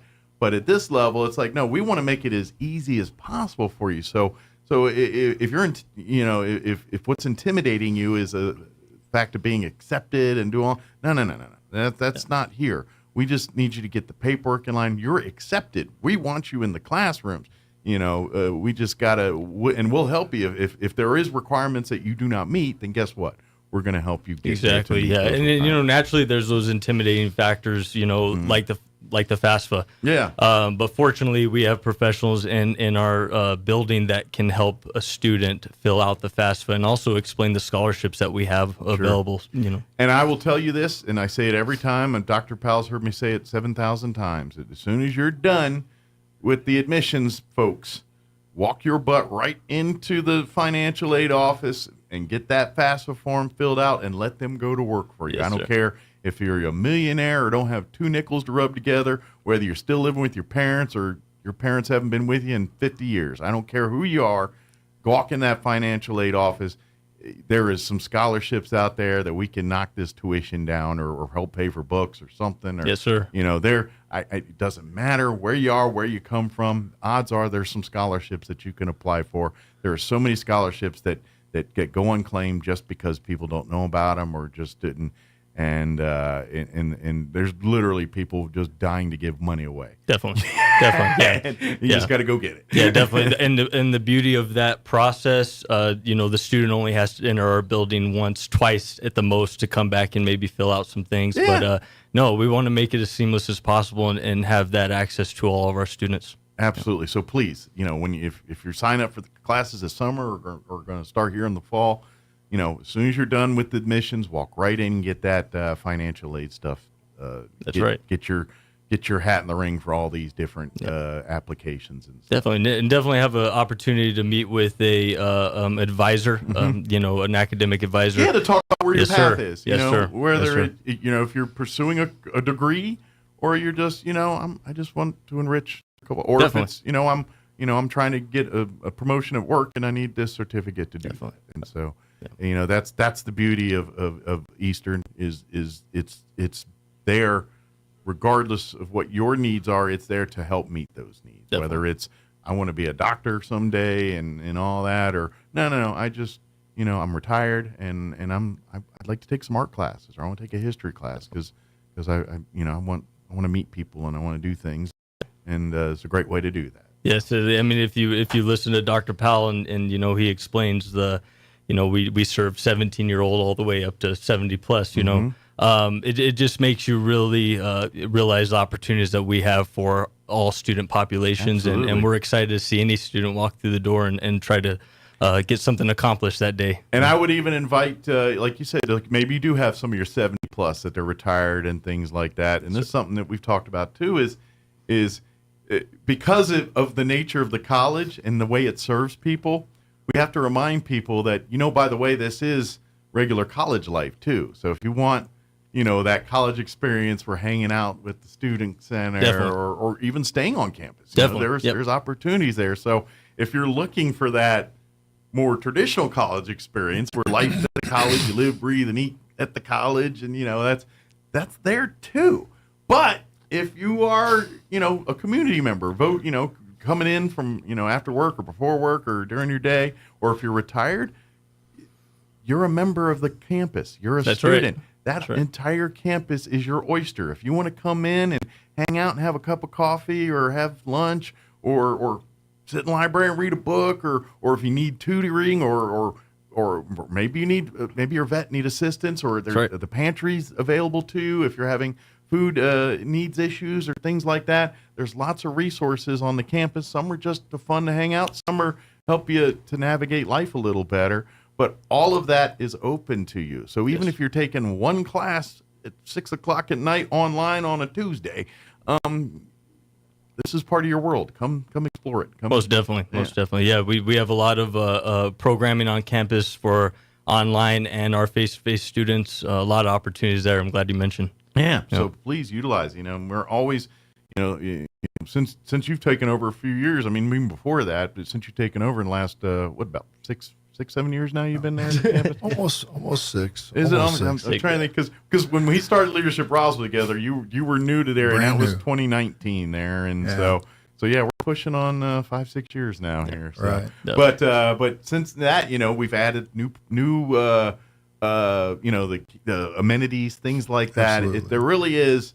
The campus is designed to serve the needs of all students, whether you take one class online or you're there for a full class load and you live on campus. It doesn't matter. In between. And I think just a reminder that there's great people on campus to help you work. That's from the staff, the faculty, the administrators. Everybody's job out there is important. And I always tell the custodians they have a more important job than I do, because if I'm gone, nobody really cares. But if they're gone, everybody's upset. When the tables are, they're not yelling at Dr. Powell. They're yelling at you're right. And I think the other thing about being a branch campus within the Eastern New Mexico University system is the fact that you can come in, do your associate's degree with us. If you want to move on to a bachelor's degree, we have those transfer pathways already established, and we know what classes you'll have to take, the 3,000 and 4,000 level classes at Portales. Absolutely. If you want to transfer there. And many of those are available online. And our chancellor, Dr. Johnston, is interested in having more bachelor degree and master degree opportunities available for individuals in the branch campuses. Absolutely. In Roswell and Ruidoso. And if you're, kind of new in the system, New Mexico got smart about 10 years ago, and all of the higher institution facilities in the state of New Mexico, the course loads are the same. They transfer seamlessly. So say you started at UNM and you took some of your basics and now you're like, well, I'm not there anymore. If you're back here, come to Eastern. All of those credits seamlessly transfer. So even though you paid a lot more for them up there than you do here, but if you already have them, they transfer seamlessly and that kind of, and vice versa too. If your end game is, I want to, go be a doctor at UNM, great. Let's get all the other stuff paid, done here at half the price. And it transfers seamlessly to when you are going to pursue your doctorate or whatever. Regardless of what you're trying to do there, Eastern is very much integrates part of that. And whether you have bigger aspirations outside of this, it will go with you seamlessly. Or if it's here to be, to better yourself here, everything is there you need to. So that's the beauty of what we're talking about here is if you're coming out of high school here and looking to be the doctor, the lawyer, pursue that astronaut, wherever it is, you can get that base and get everything done here. And trust me, I know, because I was 17 like you guys were once, and you want to see the world and you get up. But then, when you get to be after that a little bit, you're kind of like, man, I wish I did it this way. I would have saved a lot of money and saved a lot of time. And trust me, you're young. You will see the world. Definitely. You will do it. I promise. If that's your goal, you will do it there. But a little bit of prep work now, a little smart will pay back big dividends down the road. And running off to the Harvard or whatever right away, that you'd be like, man, that's a lot more expensive. Coming out of it, and when you got $100,000 in student loans, and I know the president's trying to forgive them all, but don't get your hopes up on that one. You're going to be very thankful. Maybe I went to Easter and I did this, and now I don't have the student loans that I'm not $100,000 in the hole just getting out the gate here. You know what I mean? Right. And so think about that kind of stuff. Eastern can help. Here in Roswell, and it's taking you on to Portales if you want to pursue after that. That's what this college is about, to create that foundation, whether if that's your dreams or like you said, or even if you're just, hey, I want to come and start my own small business. There's resources on campus. You can come, and you don't even have to be a student to take advantage of that kind of stuff. There's so much. It is a community campus. It is for the community to come and enjoy and take a part of. Even if you say you just want to go to the gym and use the gym and stuff, great. Sign up, take a class. Hey, I'm going to take an aerobics class. Now you got the whole gym access to you. And now you got, and I don't know what they charge for gym memberships and stuff, but I'm thinking you might do a little bit better on this. I don't know. One thing I did want to throw out there is we do have videos and we have some other information. Devin has been with us for almost 5 years, I think, going on, and he was here with us during COVID, and so he was instrumental in making sure that there were videos on how to enroll, enroll, how to make contact with the advisors digitally. Back when we were doing the meetings all by virtual media, boy, that was a strange time. But he was very much instrumental in getting all of the information on the website on how to enroll and how to register for classes. Yeah. You want to talk about that a little bit? Yeah, definitely. Anybody that is interested in taking a class, registering, you can get on our website, www.enmu, Roswell. Wait, it's www.enmu.edu. That's the main campus. Yes. Ours is Roswell. .enmu.edu. Yeah. There it is. Yeah, we get a lot of questions about that calling in. I remember, but I have to start at the beginning. Right. Otherwise, right. Because it's Definitely. And summer and fall are coming up. Summer starts June 3rd, and fall starts August 19th. But just like Dr. Powell mentioned, if you go online, you can actually don't even have to call in. You can make an appointment with one of our advisors on our website. Excellent. And call in. To an advisor. So you can enroll virtually pretty much here now. Yes, sir. Too. Excellent. Yes, sir. So even if you can make it even easier. I mean, wear some clothes if it's a video thing, but in theory you can do it in your pajamas. Thing, yes. Yeah, it is video. Yeah. So if your pajamas, put on fully clothed. Definitely. Yeah, and I definitely recommend for anybody who's a first time coming in, first time freshman, non-traditional student. Meeting with an advisor is a brilliant way to start this semester. And a lot of that, too, is you probably have an idea what you want. Exactly. But maybe not know the different paths to get that way. Exactly. And that's where the advisor can say, yeah, that's one way to do it, but let me show you this. This is another way to do that. And so that's, basically you come in and tell the advisor your dreams, and he cooks up a plan or she cooks up a plan that makes that happen for you. Definitely, and we have specific advisors that are professionals in certain program areas that we have. So, if you're interested in a certain program, you're going to meet with a specific advisor all the way through your success at ENMU Roswell. Yeah, they're following you along yes, that sir. path and being and conversely, when you're having issues, when you're having problems, that's the person that you turn to that says, all right, well, we've got some resources here that can help you there. And this is what I think, when you talk, it kind of puts in my head, it's like, when you going to Eastern and in this experience, it's, when you go to college and you go to your Harvards and all this, it's your experience. You're going and you're the one that's pursuing your plans. And sure, people will tell you, but at the end of the day, you're the one that's got to push the walls. You're the one that's got to make the decisions. Whereas here, yes, ultimately it's still your choice, your decisions, but you really have a team of people that are wanting the same thing you are and are going to give you the information. So it's like really having a team of people advising. It is, where even if you're going to Harvard, you got mom and dad, and you got everybody. And of course, there's people want to pull you in directions based on what they can get from you too. You got to remember that part. But we get here in the college, and it's really you walk in, and it's like you just tell them this is what I'm trying to do, and the advisor's like, all right, we've got a plan for that. Let's come up with a plan for that. Or you need to talk to our person here. That's what they do. Or this, that. Literally walking in those advisors and telling them, this is my game plan. This is what I'm trying to become this.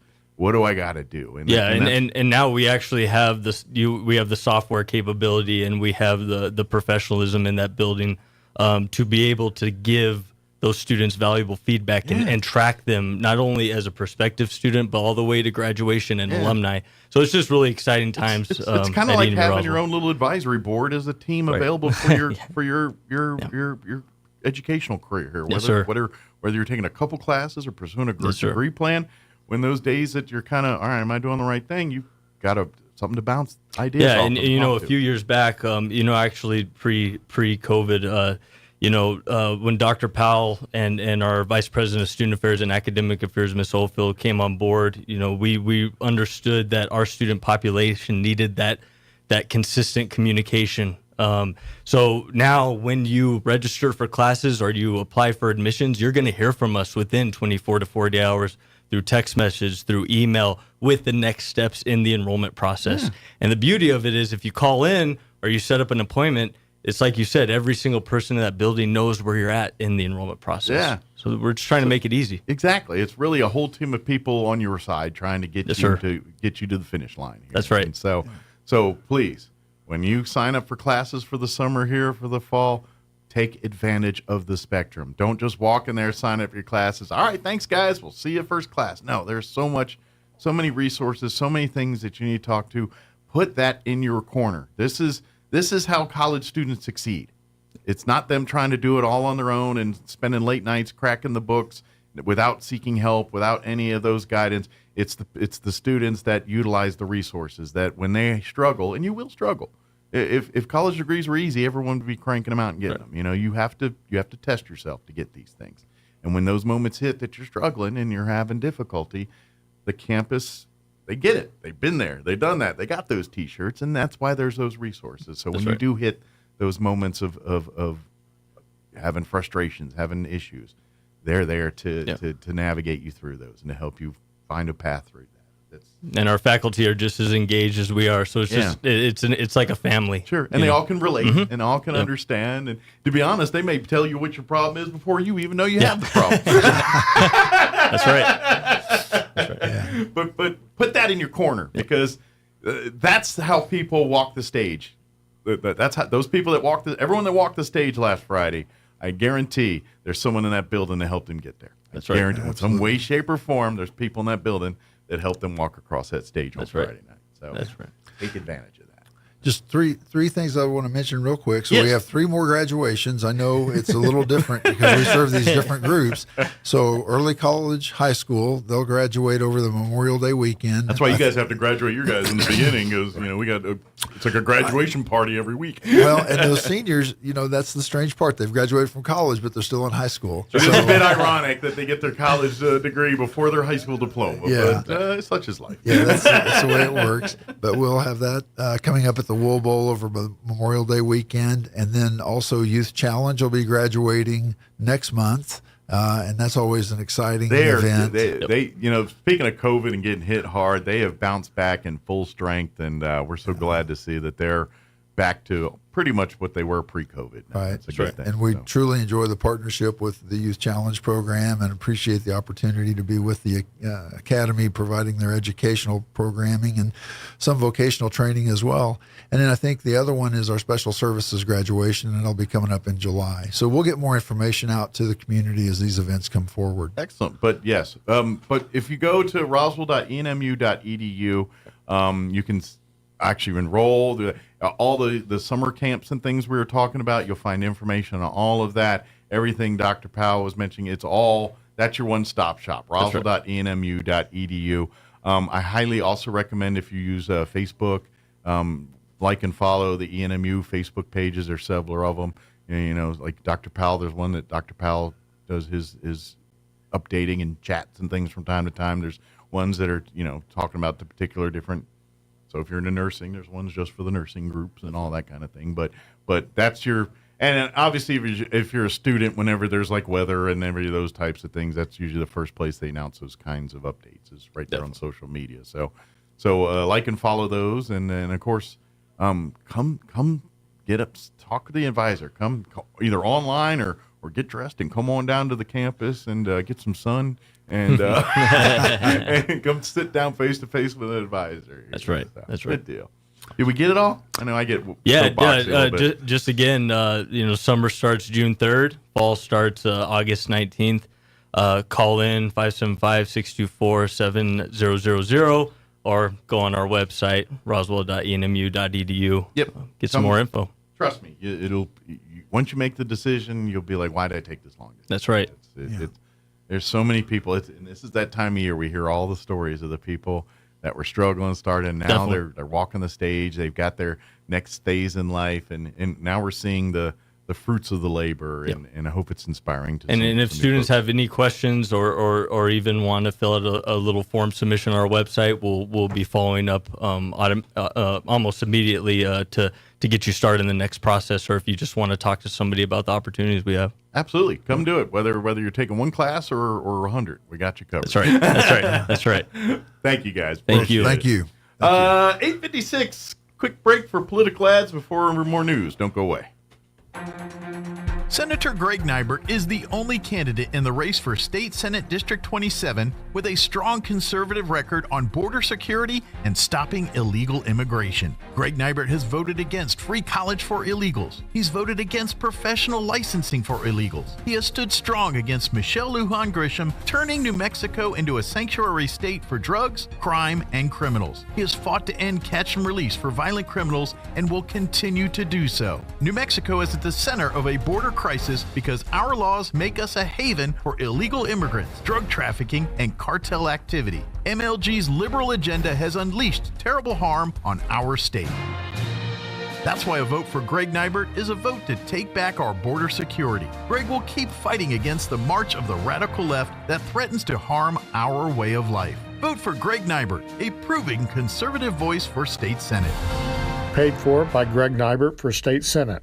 You don't have to live with a non-healing wound. The Wound Care and Hyperbaric Medicine Center at Artesia General Hospital provides compassionate care to people experiencing chronic or complicated wounds. Led by certified family nurse practitioner Rochelle McIntyre, our wound care team will work with you to build your customized treatment plan. Podiatrist Jennifer Chow and Joseph Krupa also specialize in lower limb wound care. And we are proud to have state-of-the-art hyperbaric oxygen chambers, a proven treatment that promotes successful healing. Visit artesiageneral.com/wound to learn more. Eastern New Mexico University is proud to announce our newest offering, a Master of Social Work degree. This 100% online affordable master's degree has 3 concentrations: clinical, clinical military, and children, youth, and families. This online master's degree is perfect for the working professional as you can earn your degree on your own time with our flexible online courses. For more information, visit www.enmu.edu/MSW. Eastern New Mexico University, student success. That's what we're about. Maybe your AC unit needs a little tender loving care. If you don't know where to turn, then you don't know jack. In fact, they're downright funky. Let the boys at Fergie's Plumbing and Heating get your AC unit ice cold, just like some of my lady friends. Don't let any fool make you lose your cool. Fergie's Plumbing and Heating. If you don't know Fergie, then you don't know jack. 632-2660. You may be wondering why an Eastern New Mexico rancher wants to be part of our state Senate. The answer is simple. I want our conservative values heard in Santa Fe. My name is Pat Boone, and I'm running for New Mexico Senate District 27. This beautiful state is primarily rural land, and my family's been ranching here since 1884. I'll fight for your land rights, your parental rights, and your right to bear arms. I'd appreciate your Republican primary vote on June 4th. Paid for by the committee to elect Pat Boone, Mark McKay, Treasurer. Your home for Kim Commando in Roswell. 106.5 Roswell's Talk FM, KEND, Roswell, New Mexico. Campaign trail and inside a chilly courtroom. Everybody's saying there's no crime. There is absolutely. But I've been here for almost 4 weeks in an icebox. I call it the icebox, listening to a judge who's totally corrupt and conflicted. Mr. Trump joined by a bevy of Republican supporters at court this morning, House Speaker Mike Johnson among them. And some folks say if the former president can't come to them, they will go to him. Out-of-town visitors Joe Adams and Ruth Chabrock say they began lining up 6:30 Sunday night to successfully snag a seat in the courtroom. I'm exhausted, but loved every minute of it. I've never gotten in a line for this long for a concert. There was a camaraderie in the line. People very kind.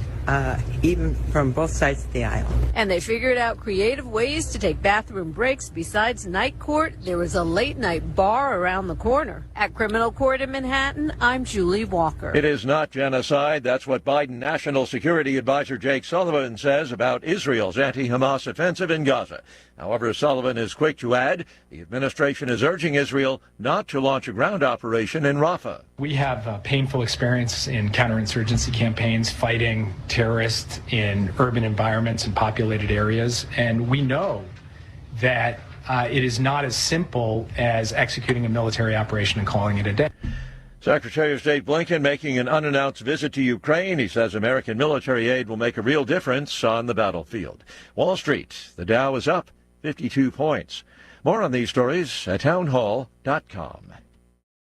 Everybody wants cheap airfare, but where do you find it? You call low-cost airlines. Their prices are direct from the airlines, and they're so low you can't find these fares published anywhere. They specialize in cheap flights, discount hotel rooms, cheap car rental rates, and great package deals anywhere around the world. Wherever you want to go, they can help you get there cheaply and with a best price guarantee. If you want the lowest prices on your airline tickets or other travel services, call now. That's right, call. That's the only way to get these rates. Experts are standing by 24/7 to get you the cheapest airfare and hotel rates available. So don't wait. Call right now for the lowest travel prices anywhere and for great last-minute travel deals too.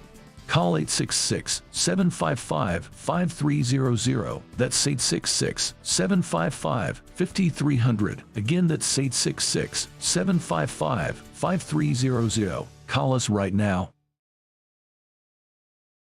A former Australian Army lawyer sentenced to almost 6 years in prison for leaking classified information and exposed allegations of Australian war crimes in Afghanistan. David McBride said he had felt a moral duty to speak out after internal complaints he'd made had been ignored. He then leaked documents to journalists at the Australian Broadcasting Corporation. Following the publication of the material, there was an inquiry that found evidence Australian forces had unlawfully killed 39 Afghans during the war. Australian police raided the national broadcaster to seize the material, a move that sparked controversy over media freedom in the country. The sentence handed down to Mr. McBride on Tuesday was the maximum allowed by the court. David McBride is expected to appeal against the sentence. That's BBC's Katie Watson in Sydney. Mining authorities in southern Poland say 2 miners are dead, 1 is missing, 12 others injured following a cave-in at a coal mine. News and analysis at townhall.com. Progress at the scene of the Baltimore bridge catastrophe. Crews set off a chain of explosives. to break down the largest remaining span of the collapsed Key Bridge. The demolition marks a major step in freeing the grounded Dolly container ship. The span landed on the ship's bow after the Dolly lost power and crashed into the bridge's support columns shortly after leaving Baltimore on March 26th. Since then, the ship has been stuck amid the wreckage, and Baltimore's busy port has been closed to most maritime traffic. The controlled demolition will allow the Dolly to be refloated and will help restore traffic through the port. I'm Lisa Dwyer. The Fed's opening another investigation of automated driving systems, this time into crashes involving Waymos, self-driving vehicles, reports of 22 of those vehicles encountering problems. More on these stories at townhall.com.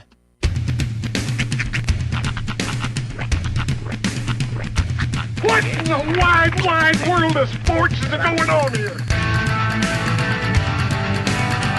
I promise you, whatever scum did this, not one man in this force will rest for 1 minute until he's behind bars. Now let's grab a bite to eat. Yeah, come on. I feel the hot wind on my shoulder and the touch of a world that is older. I hit the switch and check the number. I leave it on and then I slumber. I hear the rhythm ringing through it. Flamenco guitar and cumbia music.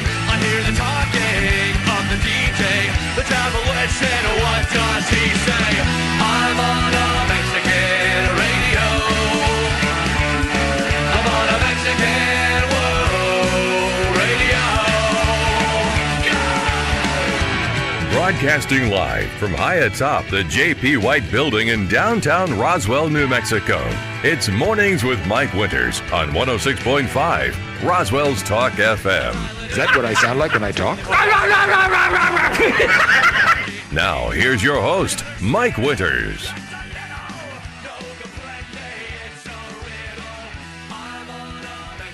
And good morning. It is 6 minutes after 9 o'clock. Welcome to hour number 3. Crazy Piernos. Mornings with Mike Winters, right here on 106.5 Roswell's Talk FM. Happy Tuesday, everybody. Yes, sir. It's going to be a nice, sunny, warm Tuesday. Yeah. Looking quite nice out there. Say it's a shirtless afternoon. Well, as long as it's just you being shirtless.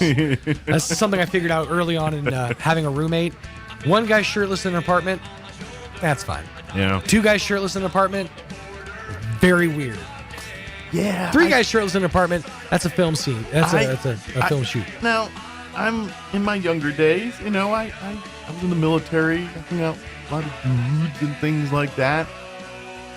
But never in my life of dudedom hanging out am I doing what you see on TV. And that's the only place I've ever seen what you're talking about is on TV. I never have hung out in social situations like just at a house or a dorm room.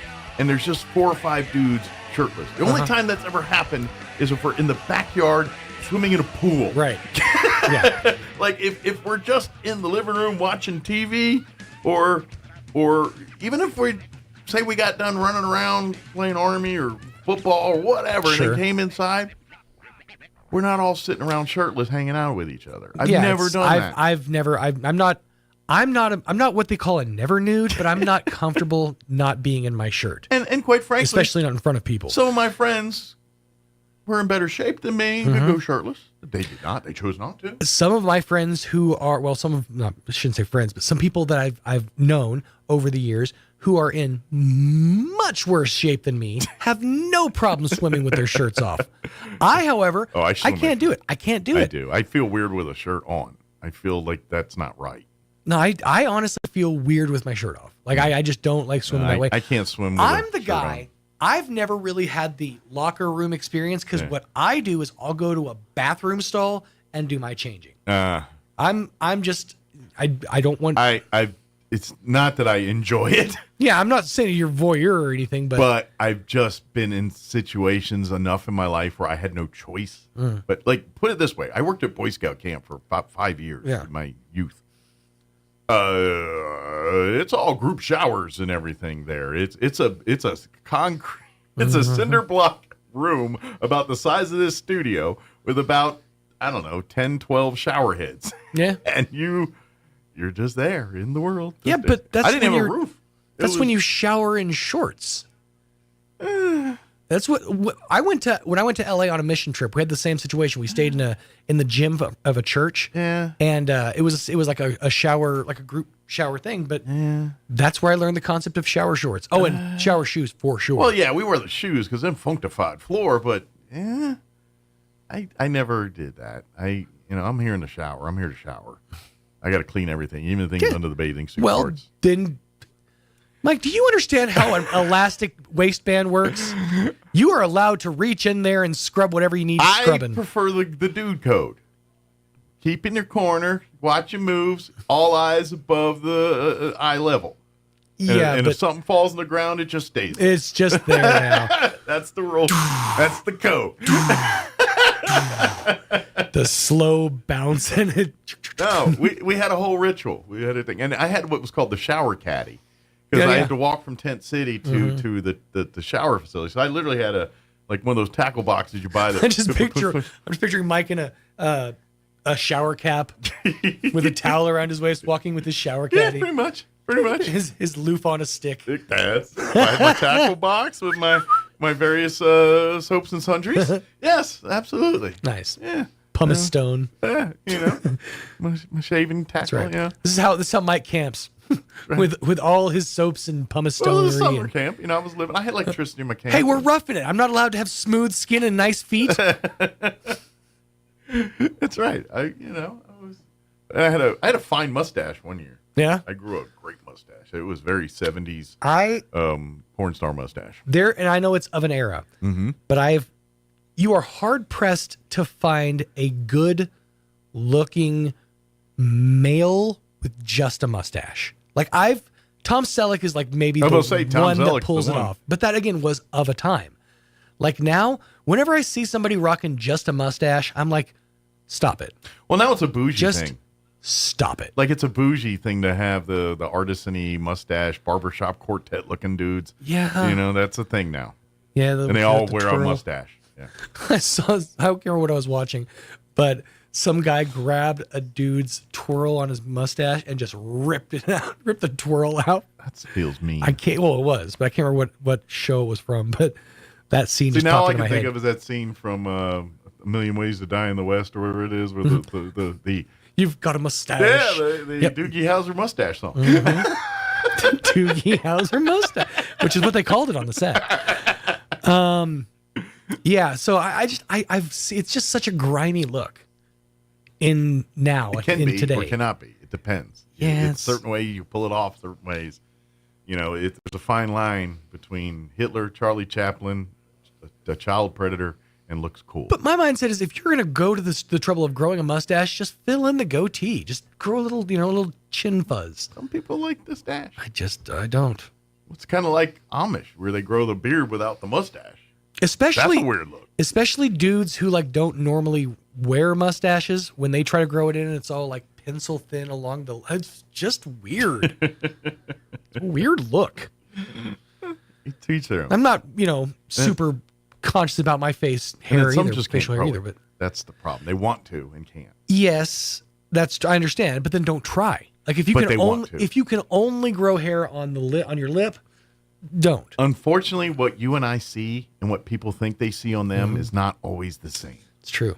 Sometimes they look and it's patchy and looks bad, but in their head they're like, not bad. It's just, I'll give you a prime example. There was a period of, and thank God he shaved it since, but there was a period of about 6 to 8 months where Vince McMahon was walking around with this pencil thin mustache. Mm-hmm. He looked like Gomez Addams. I remember that. He was trying for a look. He was trying to look sophisticated. He dyed his hair and he wore this really thin pencil. It's just icky. And he was trying to be classy. Huh? Yeah, he finally shaved it. I think he was going to be classy. He was trying to be classy. But it's just, I've never, just the mustache alone, it's not a good look. Some people can pull it off. I've seen it where it works in some things. If it's... I give you a little bit older reference, and he's not Tom Selleck. Okay. Anthony Edwards a la Goose from Top Gun. Okay. I was going to say Anthony Edwards, the basketball player. No, Anthony Edwards, Goose, Top Gun, ER fame. I can... Gilbert. or Lewis from Revenge of the Nerds. I can't remember which one he is. He's the one who does suffer the chef injury in season 2. Right. But he pulls off the mustache. He does. Look. I will say that he does. But that's a mustache. The two episodes of Parks and Recreation where Nick Offerman was just walking around with just the mustache, it was god awful. It made some people can do it. It makes you look, if you're even slightly overweight, just mustache, it makes you look schlubby. Yeah, I mean, yeah, you can. Makes you look like you've got a name tag on a, stretch cord. Yeah, and then, but then again, you can also turn a mustache from sinisterly bad to letting it go down here, and then it's cool. Well, it can. At that point, that's Fu Manchu. Cool. Yeah, but it's cool. It's still a mustache with tail. No beard action, just the stash here. Yeah, I still don't think I like that. A little Sam Elliott. But just the mustache. It's just too much chin. Ooh. Of course, he has stubble. You mean the handlebar?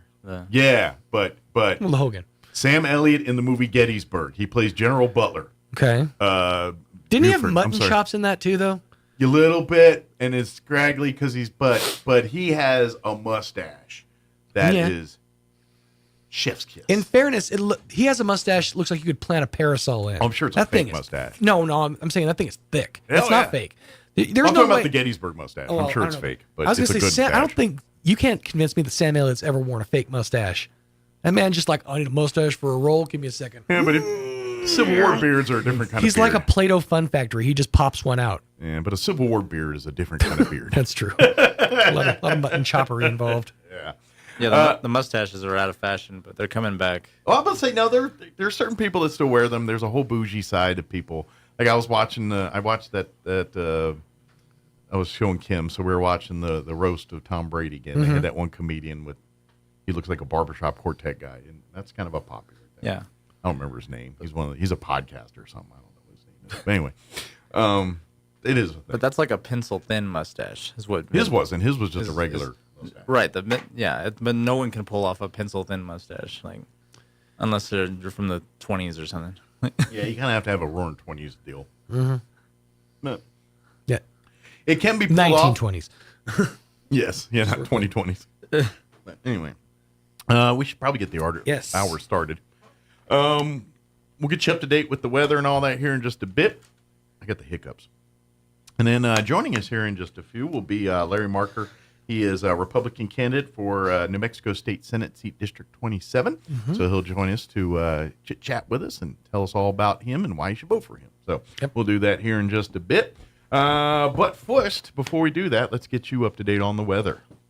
I'm meteorologist Steve Hamilton with your Pecos Valley weather. Pretty hot over the next couple of days. We're in the low to mid 90s today. We have high pressure overhead, so we should get plenty of sunshine, maybe a little bit breezy. Overnight, a few clouds drifting through, and we're in the upper 50s. Low 90s again on Wednesday, and we get plenty of sunshine. Do have a cold front moving in on Thursday. Might bring us a few showers, partly cloudy and cooler, low 80s. That's your latest forecast. I'm meteorologist Steve Hamilton.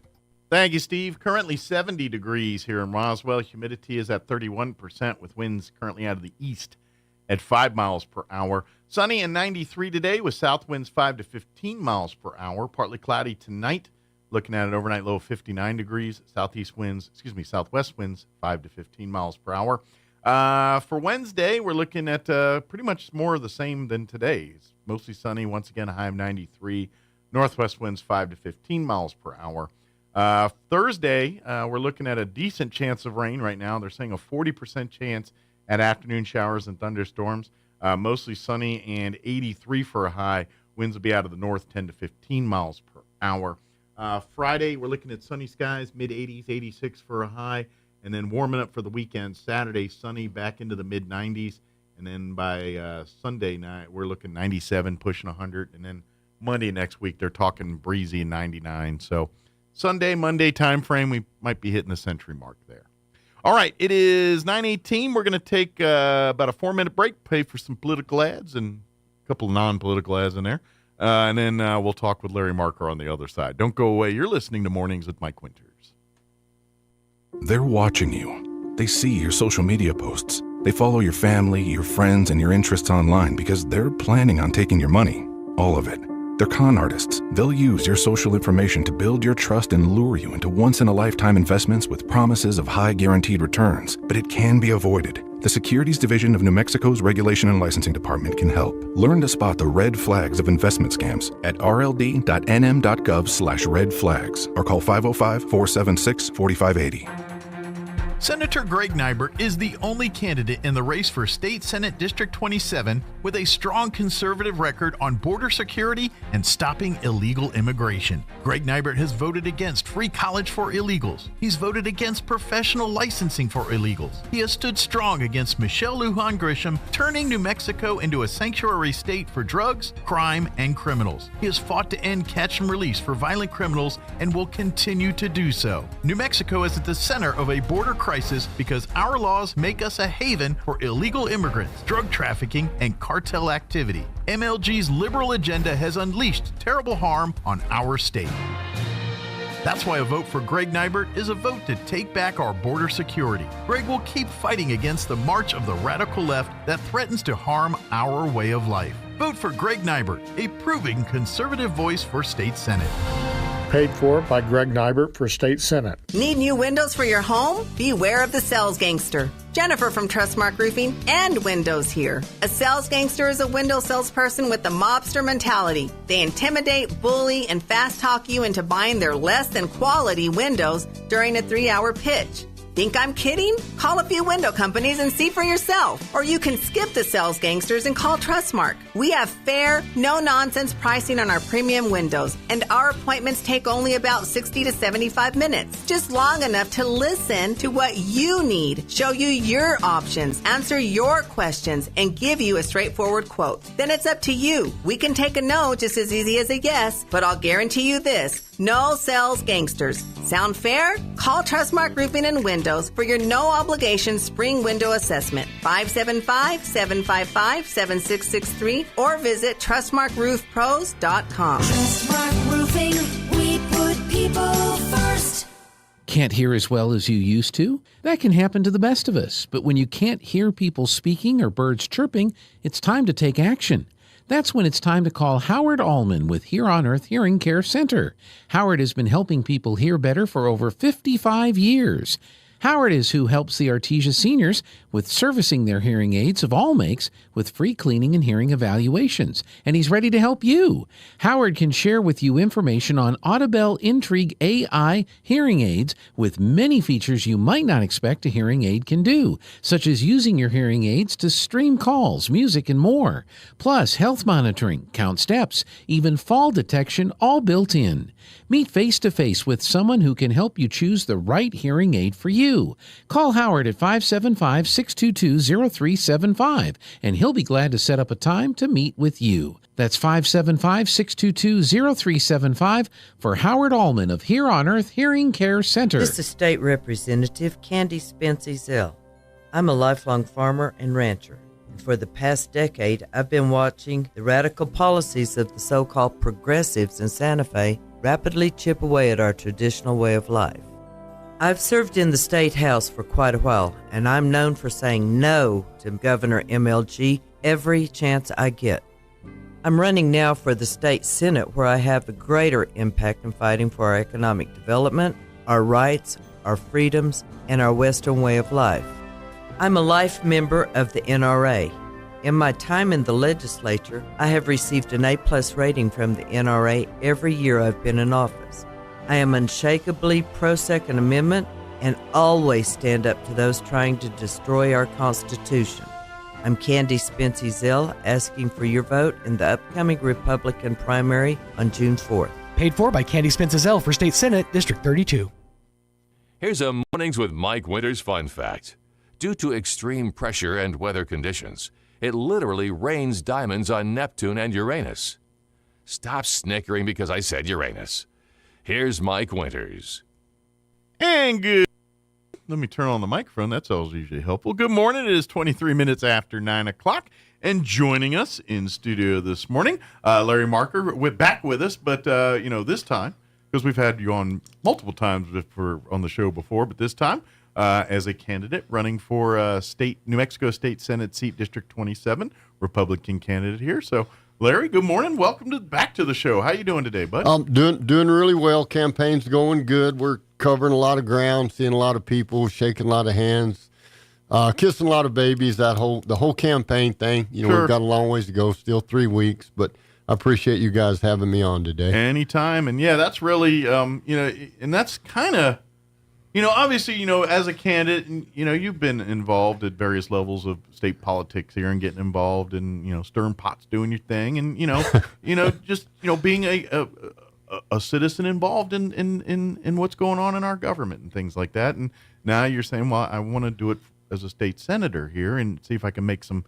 change that way. But really, the job now is, you have your values, you have your, why you're doing this, but it's really now you got to go around and tell the whole, we've had redistricting, and so that's a whole nother story in and of itself. But really, a lot of folks are having to go introduce themselves to a lot of people because, quite frankly, since the redistricting and everything else, and so or in circles where you're well known, now you got to go into circles where you aren't and kind of tell them, hey, I'm the guy that, this is what I represent. So really, this is that kind of that time of year where you're really having to visit and just either reacclimate people that may kind of know your name or saw something you did on somewhere or another but don't know you, or just have no earthly idea because, different districts, everything's lines have moved and everything else now. Well, the challenges I have is obviously, with the redistricting and the various different things.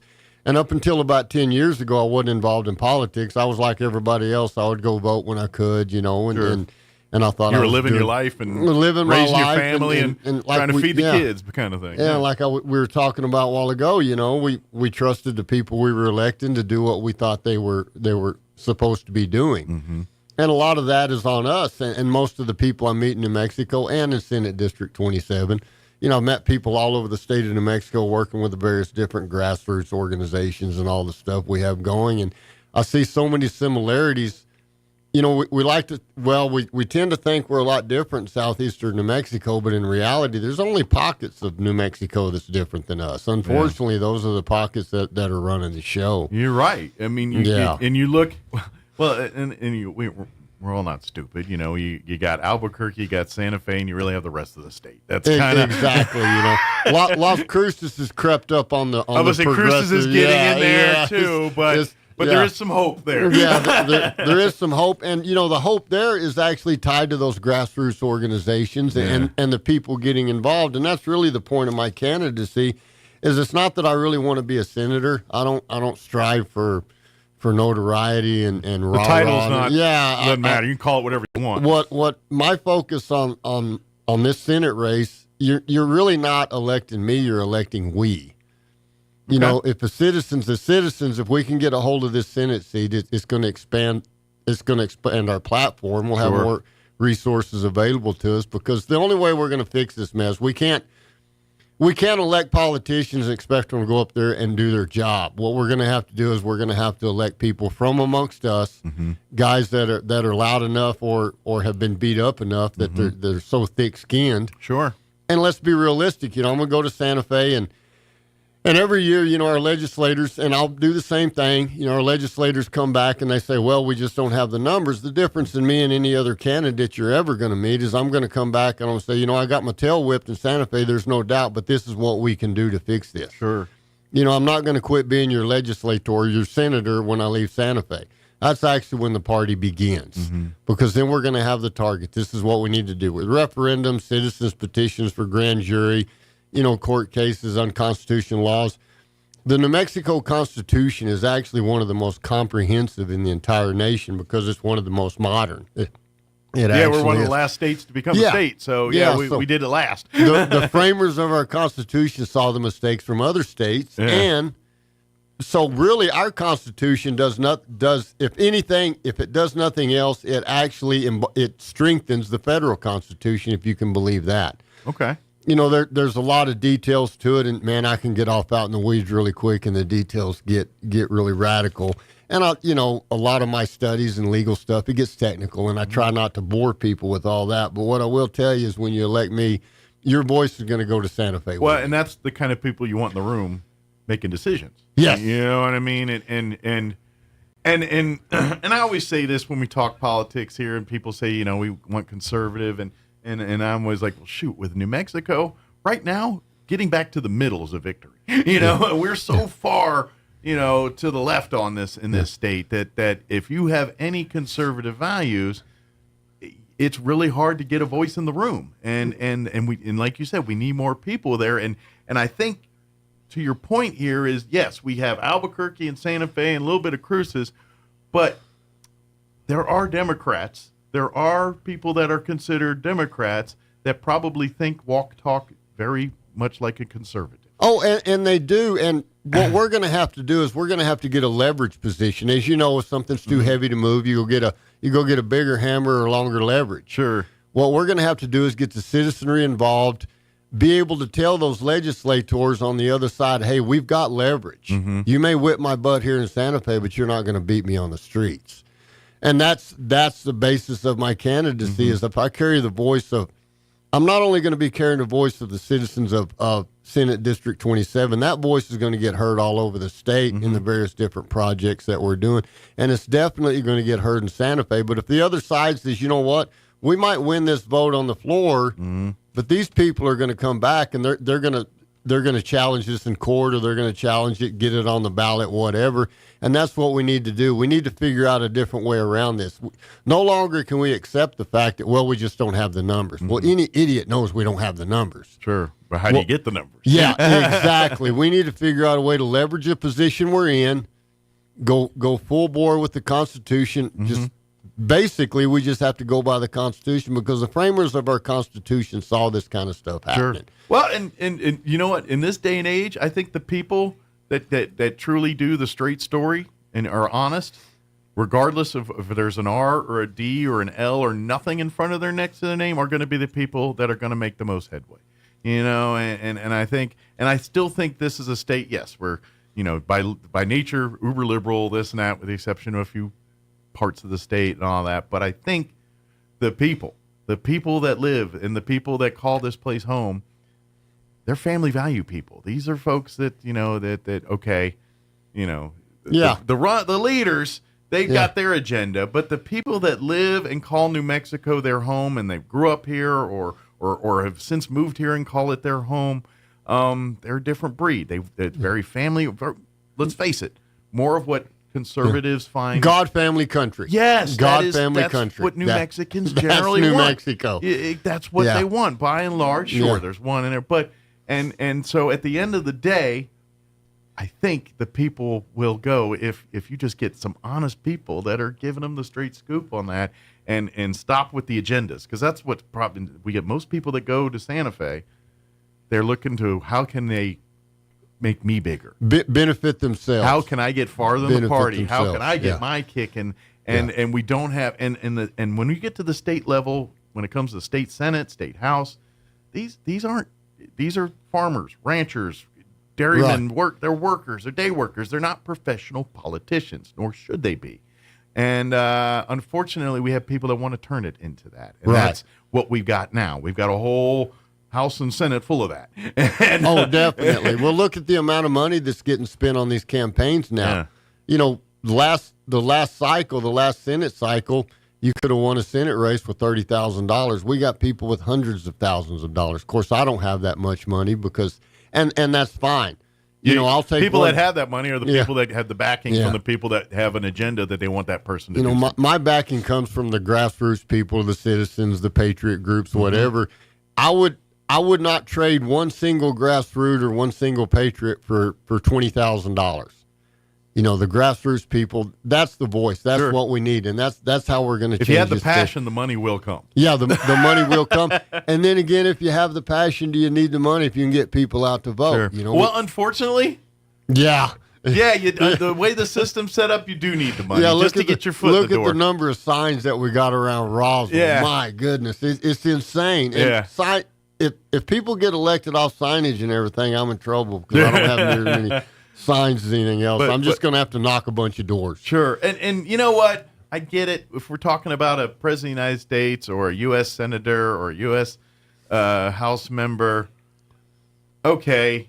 But when we're talking at this level, county commissions, state representatives, state senator. Yeah, these should be people. These are people making such bigger decisions, impacting day-to-day life. You can't treat it like it's a corporate public popularity contest. Right. You got to talk issues. You got to, DNR is black and is very gray here. It's not black and white. It's, some people here are going to gravitate to something that's very Republican, but the same people also gravitate to something that's very Democrat here. You know what I mean? Well, most Republicans, their parents were Democrats. Exactly. In this area, their parents were Democrats, but they're Republicans. So that party crap is what's killing things. You've got to, what's best for the state? What's best for the human beings living in here, regardless of what label or title you want to put on that. Yeah. And we got to stop thinking about labels, titles, and whose side are you on other than New Mexico side or the United States of America side. That's the side we're all on and all should be on. Yeah, we're not loyal to the party. We need to be loyal to the people, to the citizens that elect us, that we represent. And we don't live in that world anymore, and we need to get back to that. And honestly, I believe we're headed back to that real quick, and I know we don't have a whole lot of time, but I'm going to share this with you. I first got started challenging the administrative laws and stuff in the NMOCD and the oil and gas industry and stuff, and then COVID happened. Right after COVID, right at the end of COVID, right after COVID, I'd travel the state, and even people here, the look in their eye, people were completely lost. They had lost hope. They were confused. Mm-hmm. What has happened to our nation? Well, what I'm seeing now with all of the things that have gone on, and we've made great strides headed back to where we need to be, back to the American way of life. Sure. Is now I see resolve. I see hope in people's eyes. Last night we had over 100 people show up to a forum that was just put together in 3 or 4 days. Mm-hmm. People are interested and they want to do something. That tells you there's passion. That's exactly right. There was 2 events last night. Sure. You had one at the Republican Party. They had 45 people there. Went over to the one that had been advertised more to the public, and it had twice as many people. So we're getting people involved more and more. I'm hearing stuff on the radio. We needed to translate into showing up at the voting, whether it's early voting or on election day. And show up at the primary, because down here we decide the election in the primary. And that's just it. If you want to do the general election, most of the results are going to be decided right here in the primary for almost every race of importance here. Yeah. So if you want your vote to count, vote in the primary, because well, for 40 years, we haven't had an opportunity to vote for a different senator in District 27 since 1984. So you got a chance, use it. Yeah. and do it in the primary, because there's now, if an independent gets signatures and runs, I think they have till the end of June to do that. But right now we don't have a Democrat or a Libertarian on the ticket. Sure. So whoever wins out of this 3-horse race. And I'll say it's unusual to have a 3-horse race here for a selection here. So do your homework, research everybody here, and obviously, we've got Larry here. He'll be happy to talk to you or tell you about anything that you want to know about. Yeah, go to LarryMarker.com. Give me a call, whatever you want to do. The only way I'm going to win this is I'm going to have to get people out to vote in the primary that haven't voted in the past. Well, and this is why Republicans are getting their butt kicked, because no one's showing up to vote.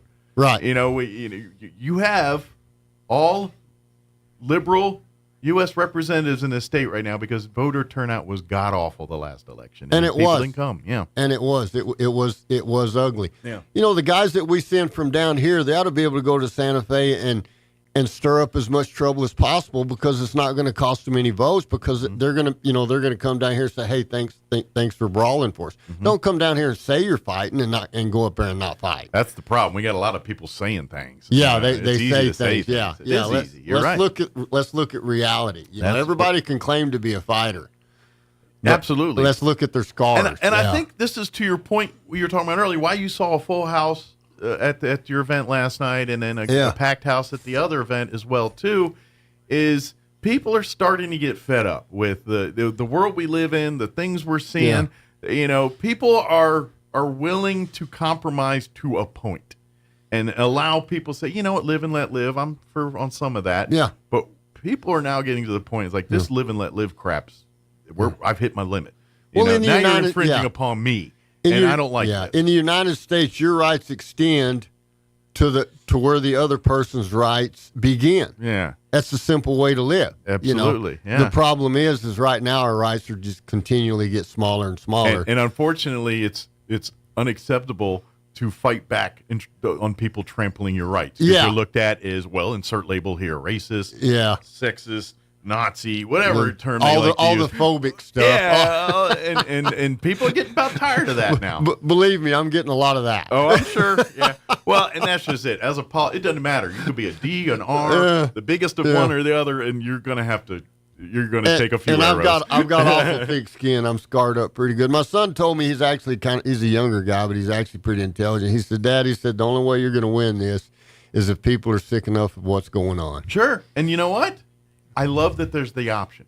You know, obviously you're serious and you're like, I'm going to do this job. Right. If I didn't think I was the best guy for the job, I wouldn't be running. But in a sense, you're bucking the trends, because oh boy, and yeah. and you could say what you want, and this happens on both sides. This is not just a D thing or an R thing. This is an every party thing. You know, there's pecking orders. There's, especially when you get in, there's hierarchies. Who begat this, and you're on your way to this, and wait your turn. You know, and I'm not saying that's always a bad thing, because that can produce some good stuff. But if that's the only way you're doing it without giving a voice to people and so quite frankly, the fact that people have three choices in this race is a good thing, and not a bad thing. It's honestly a great is. thing. Yeah. We need, to be honest, I'd love to have 6 choices. Yeah. You know what I mean? That would be I would love to where people have to listen and get options on people with differing opinions, because unfortunately that's what the parties have created. Now we've given you our champion, and this is what we all must conform to, and if we don't, we're going to lose. And that's the mindset parties have put you in now.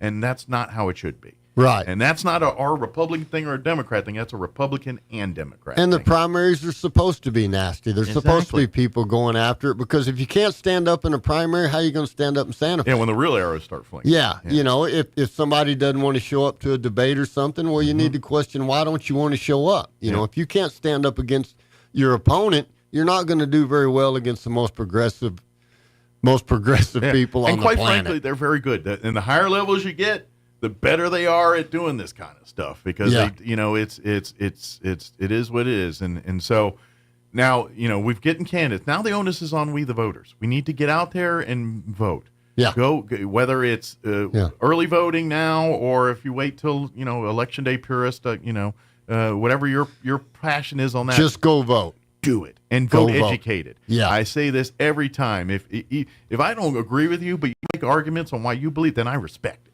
You know, exactly. You That is make exactly arguments right. on why Yeah. I respect that. You know, I don't have to agree with you, but political at least you care. debates are good, because it strengthens both sides. Sure. You're just going to strengthen your resolve, or, you know, I might actually get my mind changed if you have more facts than I got. We actually get problem solved when you hear all sides. Right.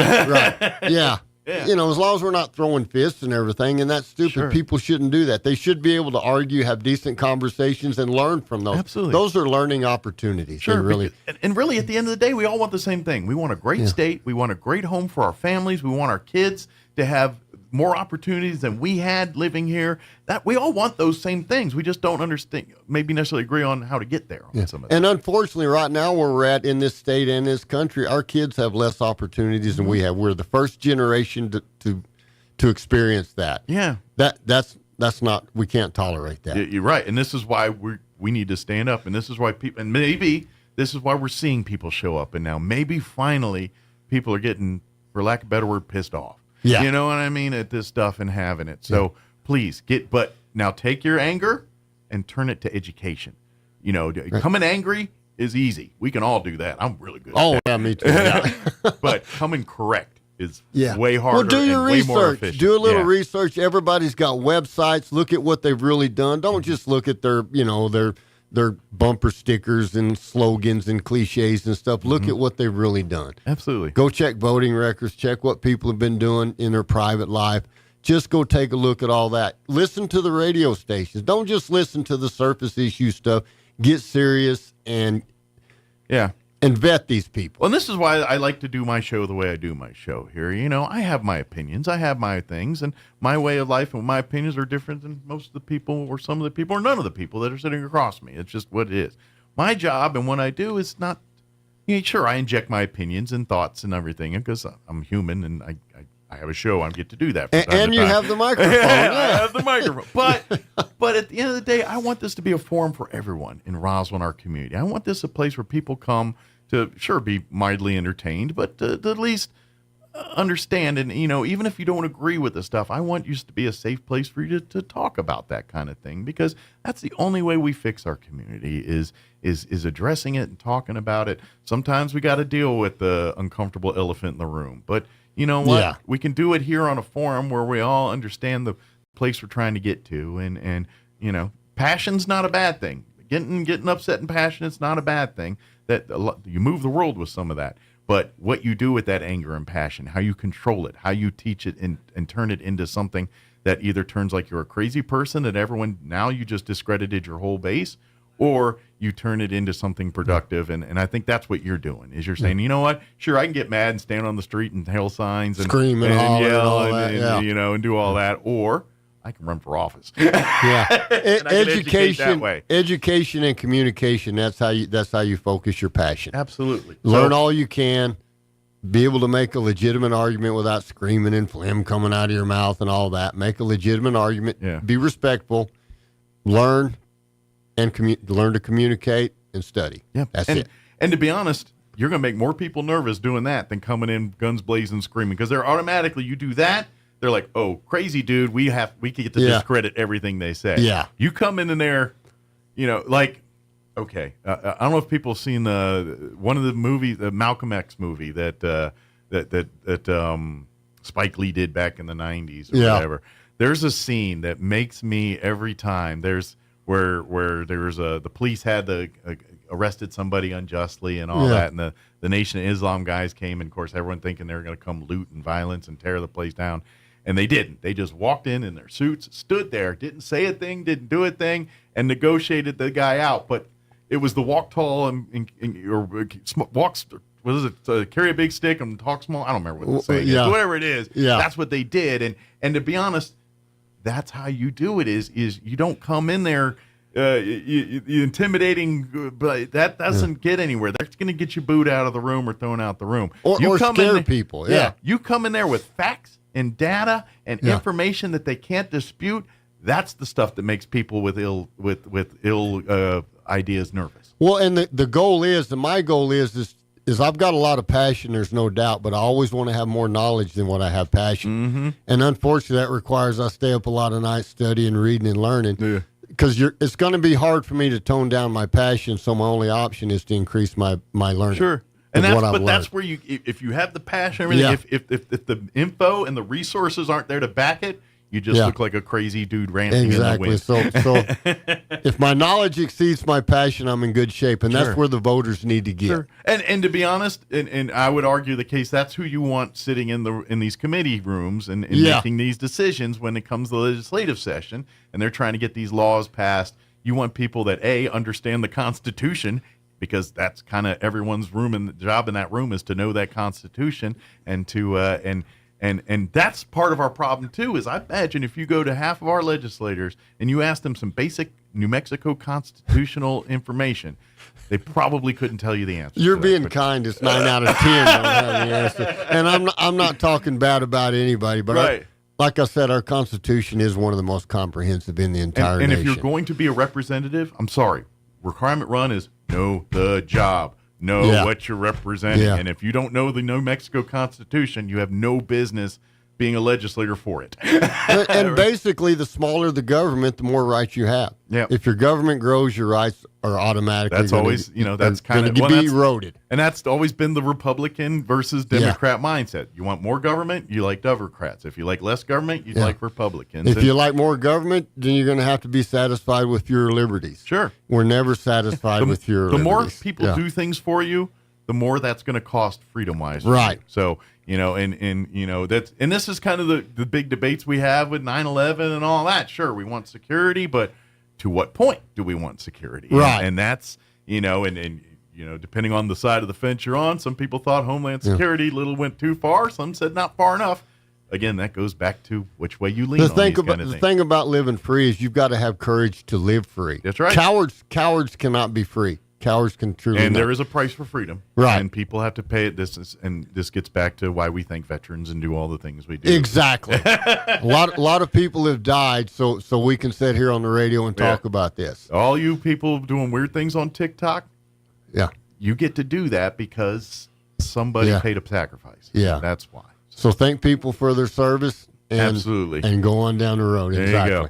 So, if people want to get more involved, Larry, whether it's knocking on doors for you or just getting involved with the campaign, or if they got questions, they're saying, man, I like what Larry said, but I got some more stuff I want to ask him and about. if you got questions, I don't care if they're personal questions, whatever. If I'm going to put myself out there, I've been in Roswell a long time. You look at it as fair game, huh? Yeah, I've been in Roswell a long time. People say, well, you got skeletons in your closet. Well, my closet don't have a door on it. So come look at them. Yeah, come take a look. Let's have I put a few meat on some of these skeletons, but they're not skeleton now. They're kind of go fat to LarryMarker.com. That's kind of easy to remember. Go to LarryMarker.com. I look forward to visiting to anybody. I would love to have some more candidate forums. I'd love to have a forum where I get more candidates there. I'm hoping somebody else will make one.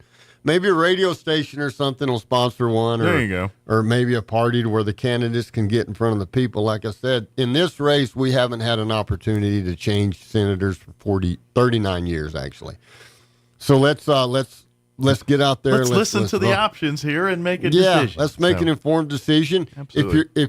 If you like what's going on, vote for the status quo, and that's fine. That's up to you. I am running to represent the people of Senate District 27. Yeah. If more of them want to elect a more calmer, quiet guy or whatever, that's fine. If you want passion, if you want somebody you know is going to fight, well, I'm your guy. Good deal. I'm not being cocky. I can guarantee you, I believe I am the most qualified person for this job at this time in history. Well, human beings, some of us have to learn the lesson some already know is you can only control what you do. And like you're saying, I can't dictate what my opponents are doing, but I can tell you I'm going to be in there fighting for people. Yeah. Yep. And so that's what you're going to. And so come, like I say, get involved. And I'm telling you, folks, if you want change for the better in your communities, if you're waiting for someone else to do it, you're going to be waiting a long time. Get involved, whether it's Larry or one of the other candidates. Get involved and have a passion here, because and let's face it, I'm going to say at the end of the day, because they're all conservatives, all three of you share a lot of agreement on many things on how things should be done. We're all going to go run. to Santa Fe and vote the exact same way. It's what we do when we leave Santa Fe that matters. And that's what I want to, make that decision. What happens next? Where do you? So please get involved. Get involved in these and help and work. And even if your guy doesn't get elected, stay involved to help and work, because we all want the same thing. Even regardless of who is going to be that person that's representing us in Santa Fe, whether it's Larry or one of the other two gentlemen here, we want them to be successful. Right. Exactly. That's exactly what we want. And So the only please way remember we're going to that. fix this is the citizens of the state of New Mexico have to get involved. Absolutely. If we don't have the young people out voting, we're in trouble. If we don't have the middle-aged people out voting, we're in trouble. We've got to get everybody involved. And getting involved in the primary in this corner of the state is super critical. Yeah, because if you sleep here, you'll just let the world dictate, and it ain't going to be what you want it to be. Yeah. Guaranteed. We've experienced that. Yeah, Let's quit that. Yeah. So, is there anything you want to mention, Larry, before we let you get out of here? Go to LarryMarker.com. Appreciate it. But one thing I do need to say, we had that event last night at the Civic Center, and I don't know if you've had an event at the Civic Center lately, but those people did an amazing job. Well, we do appreciate they stepping up and doing that. Boy, those guys were really impressive. Did everything we needed. They were Johnny on the spot, really impressed. We've got a lot of positive things around Roswell and actually in New Mexico. We don't always hear about that, and we don't always give credit where credit's due. It's easy to complain. It's hard to compliment sometimes. But we do actually have a lot, and I do see a brighter day ahead for New Mexico. I can see it in people's eyes. Like I said, I now see hope, resolve, and determination. I think people are starting to wake up a little bit and say, you know what, the world we're living in is not changing in the way I want it to. I've got to do something about that. And it's really neat to be a part of that and Absolutely. to witness that. Yep. This is the cool part. When you see families and people come together Yeah. for a common cause, there's not much more Well, if powerful you remember than that. 3 years ago, we weren't having Little League baseball games. We weren't having church services and stuff. I could promise you if people hadn't started standing up, we'd probably still be there. And you know what? We're 4 years later, and we're about to get into election. Now's the time to remember that stuff. Yeah, exactly. Now is the good time to point. remember that stuff. Yeah, I'm glad when you were made really that ticked point. off Yeah. about that 4 years ago. Yeah.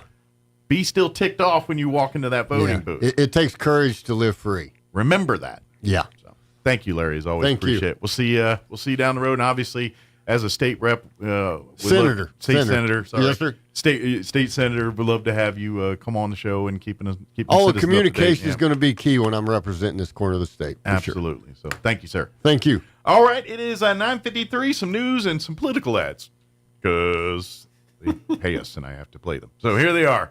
We'll be back. Wrap up the show. Now, your Pecos Valley News Update. I'm Jared Sorello. Eddy County leaders have approved moving the county jail from downtown to the south side of Carlsbad at an estimated cost of $135 million. Jail warden Billy Massengill said the current location just is no longer feasible for 21st century jail usage. The new jail is part of a nearly $320 million law enforcement complex that is planned, which includes a new courthouse and county administration center. However, the courthouse plans were set aside after complaints from citizens about moving operations from the current historic courthouse. The administration center plans remain on track. Effective immediately, Sitting Bull Falls Recreation Area, the historic recreation site in the Guadalupe Ranger District in the Lincoln National Forest, is closed at the access point due to ongoing staffing shortages. The Lincoln National Forest says it's currently looking into solutions that will be able to fully staff the site and quickly enforce a plan that would allow the site to reopen. The site will be monitored during the closure. Jennifer Thomas, the district ranger, said they have exhausted all avenues to keep the Sitting Bull Falls recreation area open. In order to prevent safety and health issues, she said they must temporarily limit access to the falls. You're up to date. I'm Jared Sorello reporting.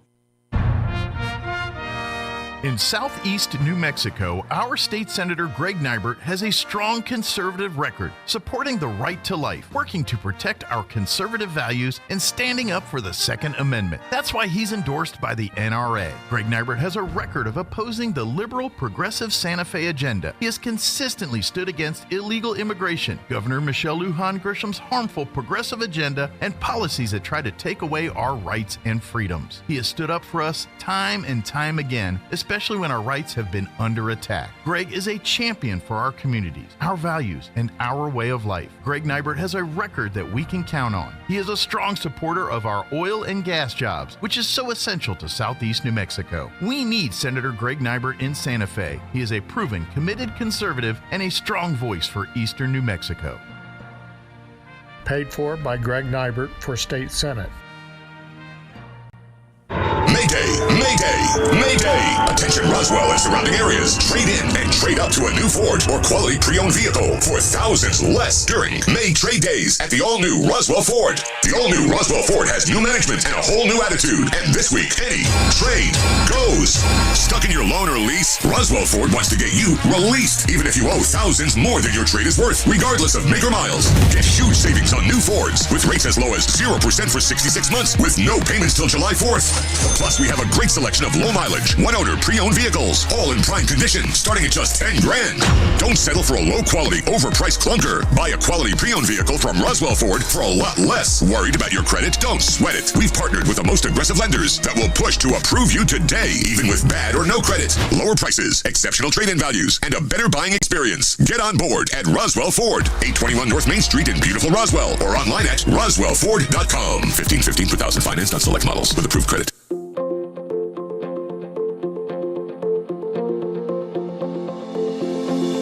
There are 3 key phrases that need to be spoken on a regular basis in a healthy marriage. Hi, this is Pastor Troy and Julie Smotherman for The Joy of Marriage. You know, for over 20 years, Julie and I have been sharing these 3 key phrases, and here they are.